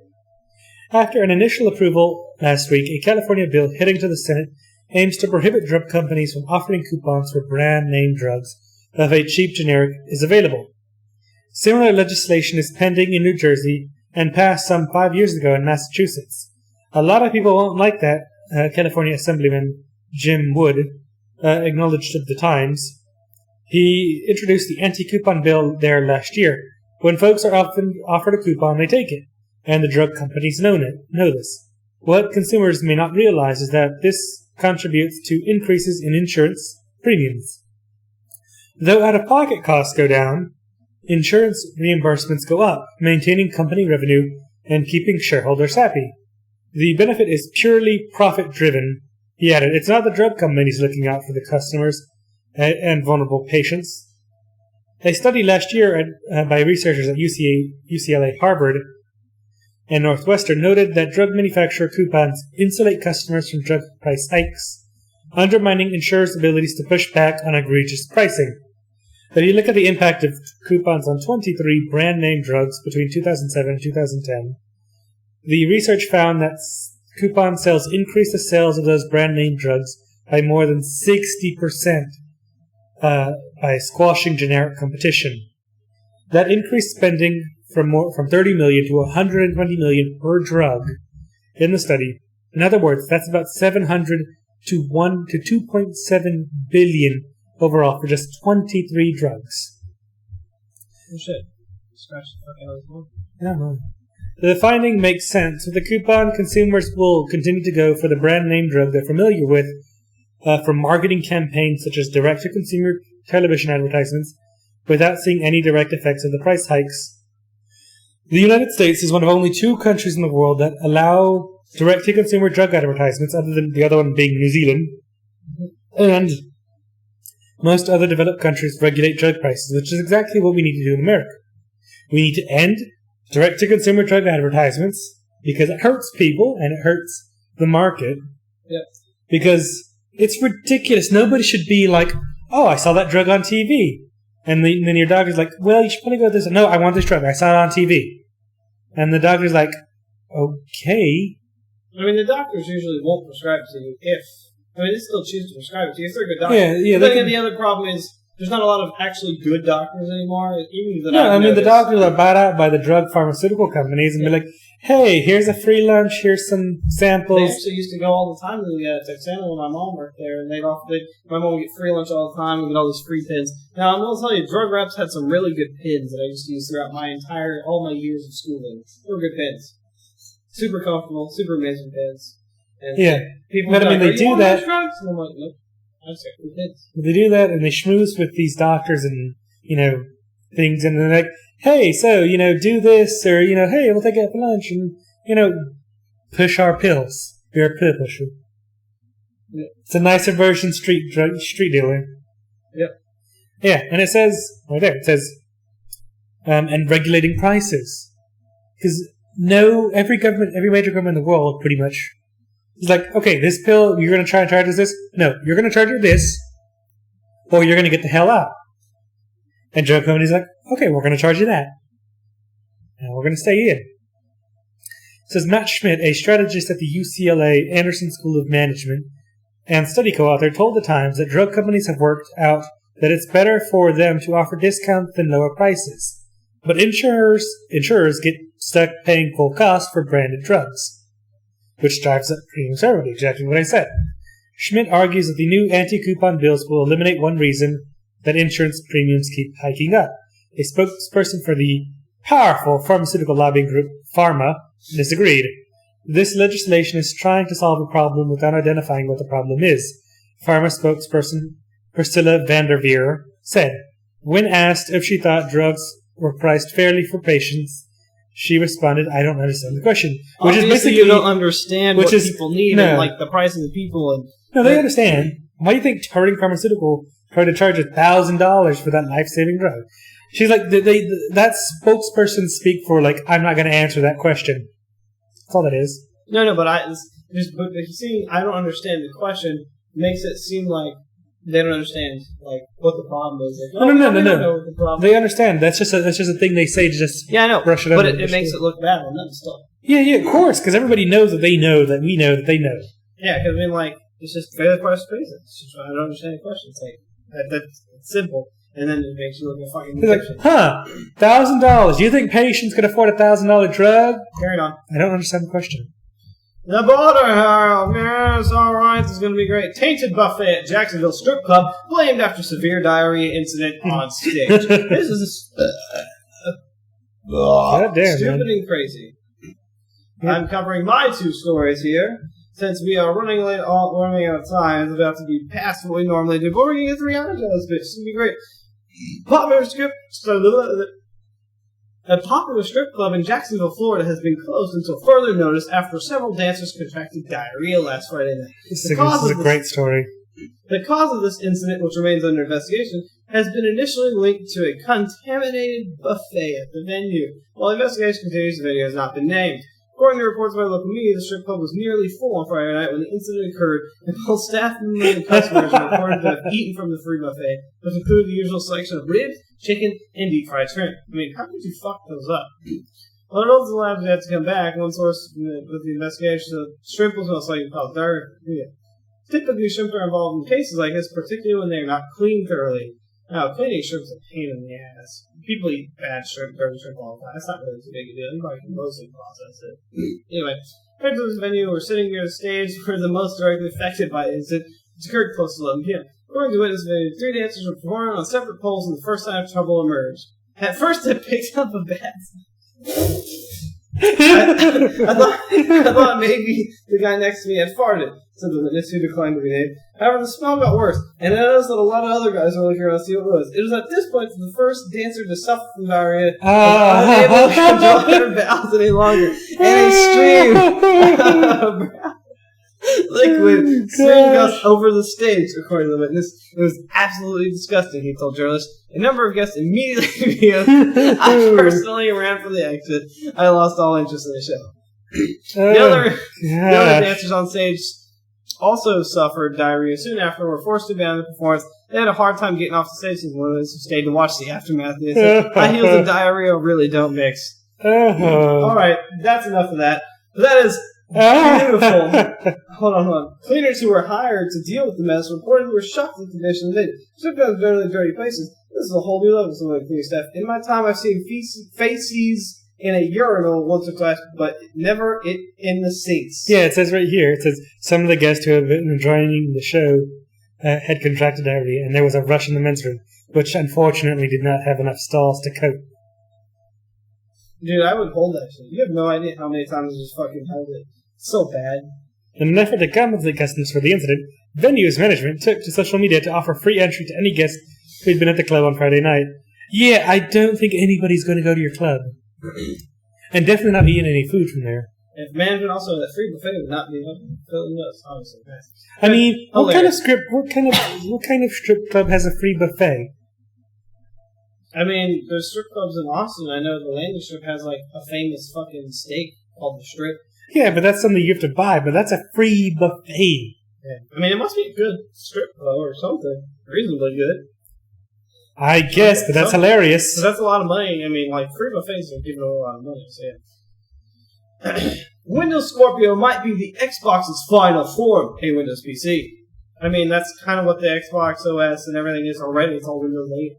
Anyway, a small comment from the head of Xbox, Phil Spencer, has the final bit of news necessary to convince me Microsoft Project Scorpio will be named Xbox 10S. What? Xbox 10S instead of 1S, just 10S, and it will serve as a Windows 10 gaming PC built for the living room. But I thought, because that's right, the 10Ss that are already coming out are already PCs, so it's just new Windows. Windows 10 gaming PC built for the living room. I know it's a big claim, and I don't like to encourage anyone to gamble on it, but ahead of Microsoft E3 event on Sunday, I'd like to collect evidence that Microsoft is eager to put a computer beneath your television. Man, fuck! We could have been there! That could have been us! We could have been there like, holy shit, and Craig Kenneth like, I don't care about the Xbox. But if it was a PC, that would change the entire landscape of console gaming. Xbox games would actually be on the PC. I wouldn't have to buy a new Xbox, maybe. Yeah? Actually, no, it'd probably be like some weird DRM built into like the hardware, hard code for the games specifically. Well, they do the cross-platform thing that they've been doing. Uh-huh. But I imagine you'd have to buy them through the Windows Store only, of course. Yeah, which is Satan-ish sometimes. I don't know. But it'd still be nice to have modern Xbox games on. I would like some of my Xbox exclusives, specifically Halo. I mean, I would buy a Halo-specific Xbox 10S, maybe. But yeah, anyway. First and foremost, Microsoft has been talking about the convergence of living room entertainment and Windows software since before the original Xbox existed. Really? I didn't know that. Its video game console has always been something of a Trojan horse, and with the company's reveal for the Xbox One, that thinly concealed strategy went public. The notorious presentation widely overlooked games and favored lengthy explanations of HDMI pass-through, professional sports partnerships, and grand media plans. Which, yes, that is true. And that is why everybody, with the Xbox One, I truly say for all of us who are Xbox gamers, you fucked up a good thing. 360 was fine. You could have included all this other bullshit in the 360, and it would have been okay. But when you changed the operating system and turned it into a seething pile of shit that broke down at a moment's notice at any point in time, you made a fucking mistake. Anyway, hopefully you rectify that and fix your shit. Since then, the Xbox team has been on something of an apology tour. Yes. Refocusing on games to win back the hearts of fans who felt betrayed. Yes. At the same time, Microsoft has slowly laid the foundation for Xbox One's pseudo-follow-up, Project Scorpio, building type for the hardware over the past year by promising the most powerful console on the market. All the messaging has been zeroed in on how Scorpio will play games better. But I wonder if it will also do something else, because playing the same games at 4K isn't enough. At least, it's not enough for the company like Microsoft stands to gain from the potential of a powerful PC being right next to your couch. As a powerful living room PC, the Xbox can become more than just a game machine or streaming device. For college students, it's a steal. A perfect and necessary computer that just so happens to play games. For adults, it might be the center of a smart home. For kids, it runs Minecraft and Word. This reminds me of a Cory Doctorow book that I I'm not going to continue reading, but it's pretty good. It's a good idea. It reminds me of a Cory Doctorow book I read, where they were actually talking about how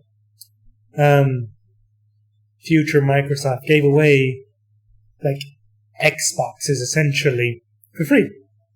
The only requirement was that you had to purchase the games. Turns out that these consoles were running Linux and could be hacked to actually get to the operating system and then just be turned into computers.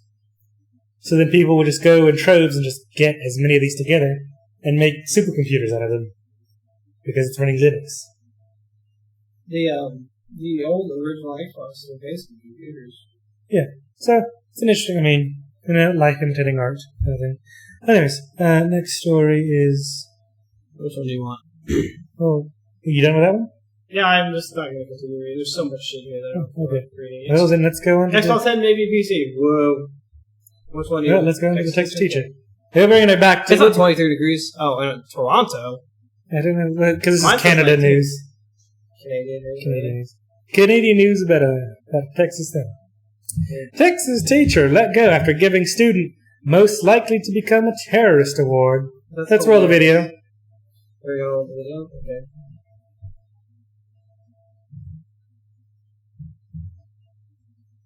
Okay. I've got to pause here. This girl's an avid. Like, that's the thing for, preppy smart kids. You weren't avid. Well, no, there's people in avid that weren't preppy smart kids. You weren't. No, you weren't an avid. I wasn't an avid. You were in backup. I was in backup. Thanks.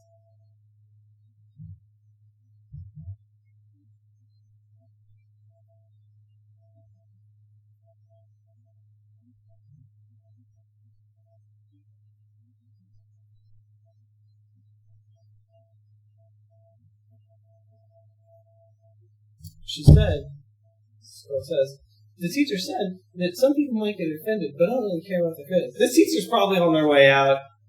Great. Oh, she's gone now. She's been fired, so... Yeah, nice.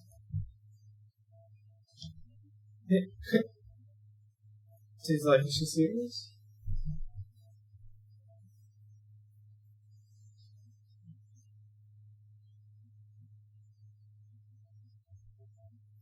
She just confirmed.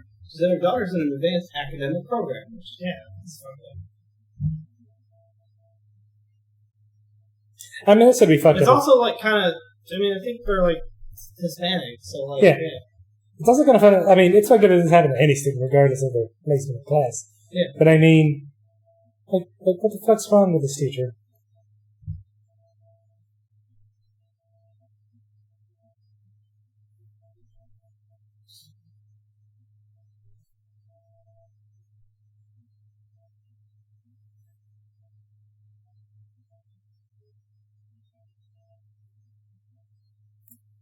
Oh gosh, if only that happened here in our district. It would be the employers would produce a blanket statement like that.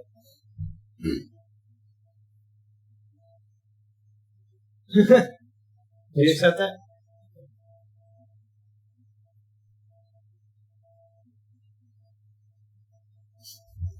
District would not name the names of any teachers because it's a personnel matter. Which is true, but still. They need their IT department on that.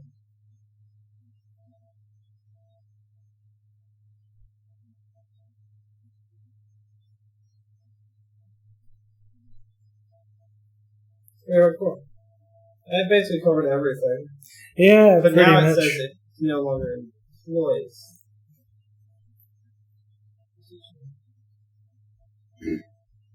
So yeah, that teacher was fired. So there you go.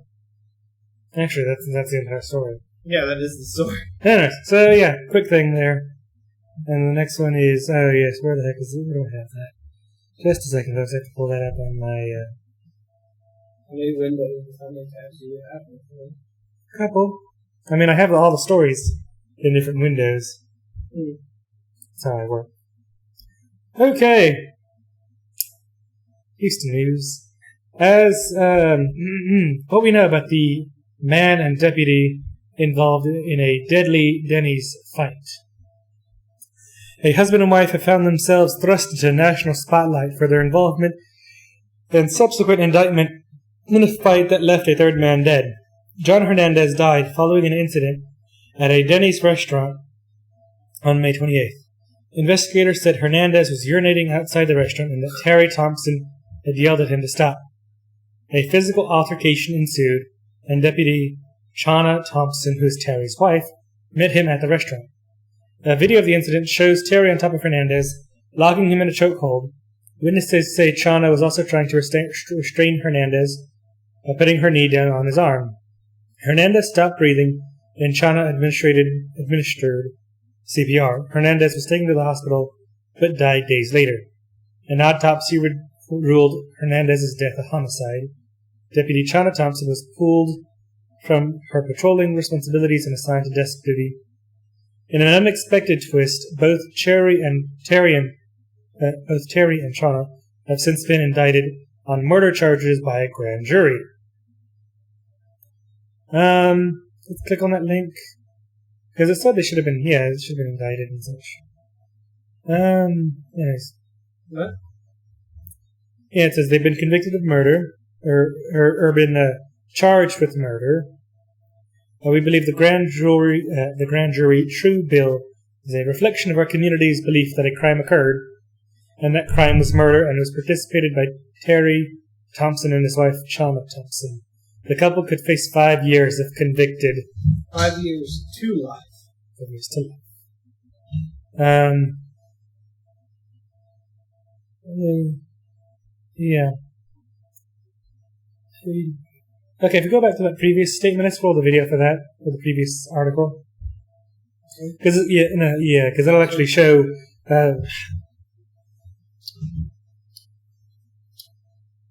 you have Adobe?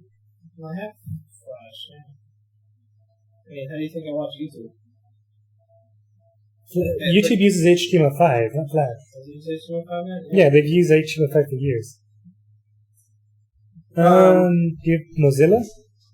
Nope, that's not worth it. Internet Explorer? Not worth it. Just roll the video. Not worth it.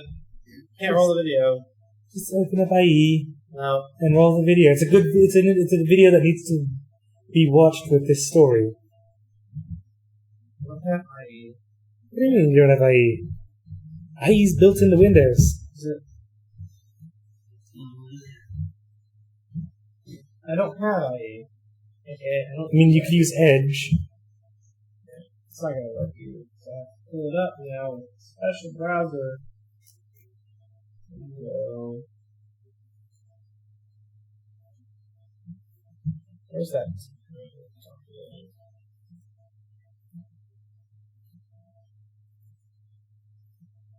It's probably just disabled because Chrome is Chrome. You didn't actually put that in the. You put that in the search bar. There. See? I always say Flash. Well, I guess Chrome doesn't like it. No, Chrome doesn't like Flash. Chrome's never liked Flash. Oh, it's always been.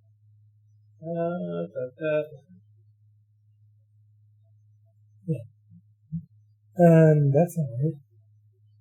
It's right.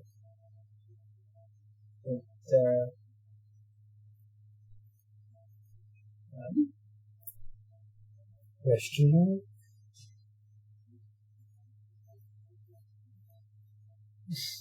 Close out of that MSN tab. I don't know.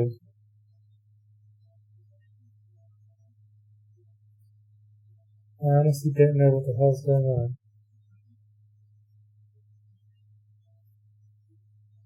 It's like hardware acceleration, I think. Yeah, it's not thing. It's not going to do that. So, let's see.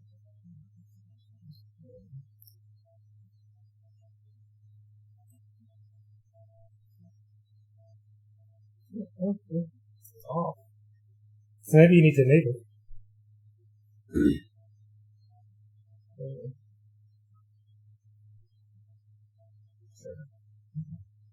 Try refreshing.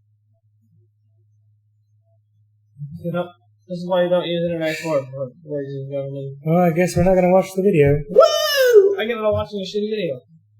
Because you don't have freaking working Flash. No, why not? In Chrome.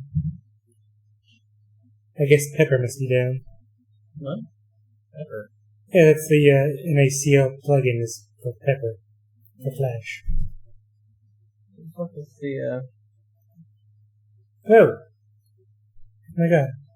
This is... Okay, well, there we go. You can watch the video again. Apparently that was it. That's all you need to do. That's so stupid. Anyways, well, you gotta put it back on the thing.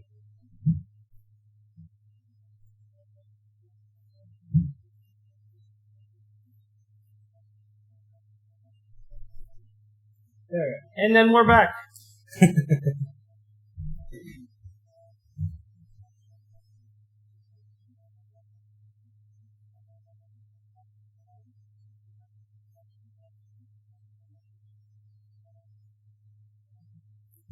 This isn't the right video I was watching. Watching a different... I guess they must have updated and changed the video.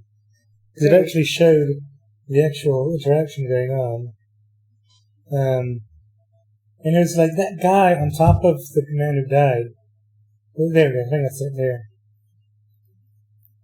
Well, it's right there, yeah.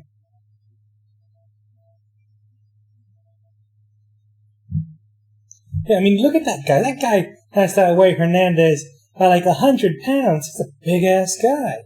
And he's putting his full weight on Hernandez. I don't know about you. I don't think I can breathe with, 300 pounds on my chest.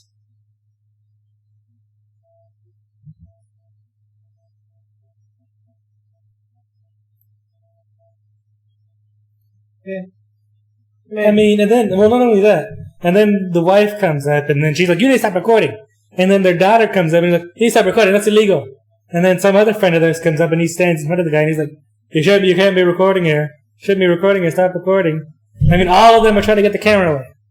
All of them. Huh. I mean, clearly they know they're doing some shit, and they don't want this on camera. And I mean, fuck, the guy was just pissing outside of goddamn Denny's. I mean, you should have just called the cops and gave him a little citation for public indecency or whatever the hell. Been done. Guy would have been alive. But no.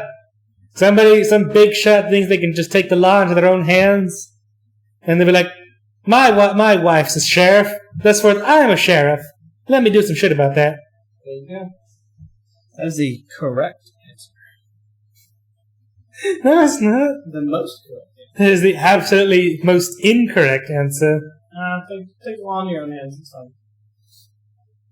So that's how people end up being killed.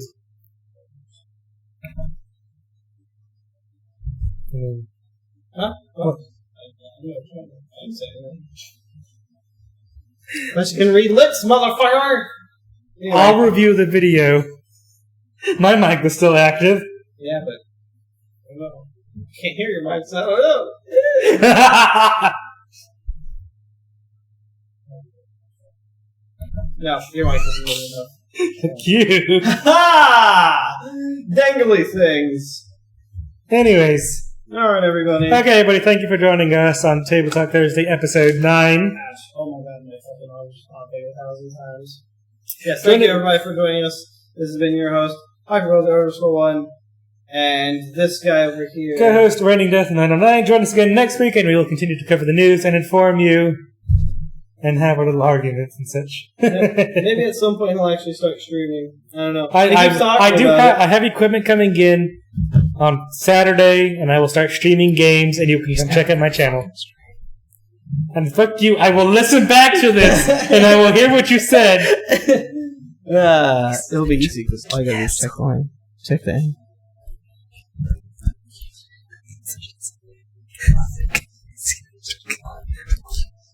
Okay, come on, end this shit. Do what? Cut! There's no cutting here. We're just gonna move on to somebody else. Soon got here. I'm done with this. Looks like you got Rozzy. Rozzy? Is he the only one? Rozzy. He's the only one streaming. It looks like they're following, apparently. Unless, like, did that thing where it unfollowed people. Yeah. Well, put him on Rozzy. Yeah, I'm gonna check it on politics. Onto Mr. Rozzy. God damn, don't ever do that. I'm doing it to my own mic.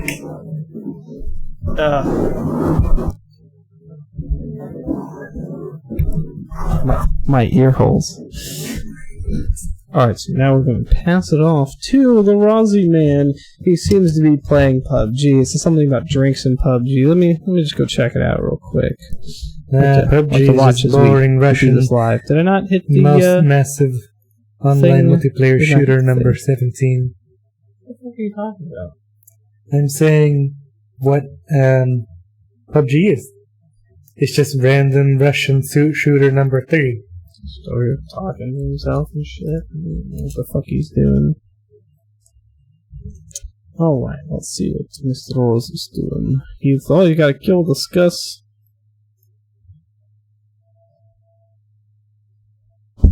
It's just Crucifix. Oh. And, okay, here comes the host. Boom. Crucifix needs to be streaming. Crucifix doesn't stream. Oh shit, does Mike have fucking bits now? Holy shit, Mike's got bits?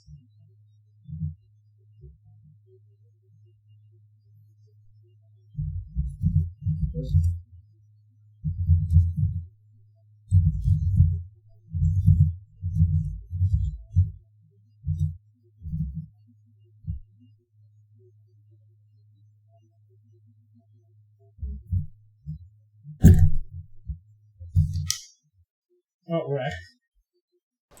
Fucking Rozzy, we're killers! Bro, we're beasts, dude. Car 98 on this guy.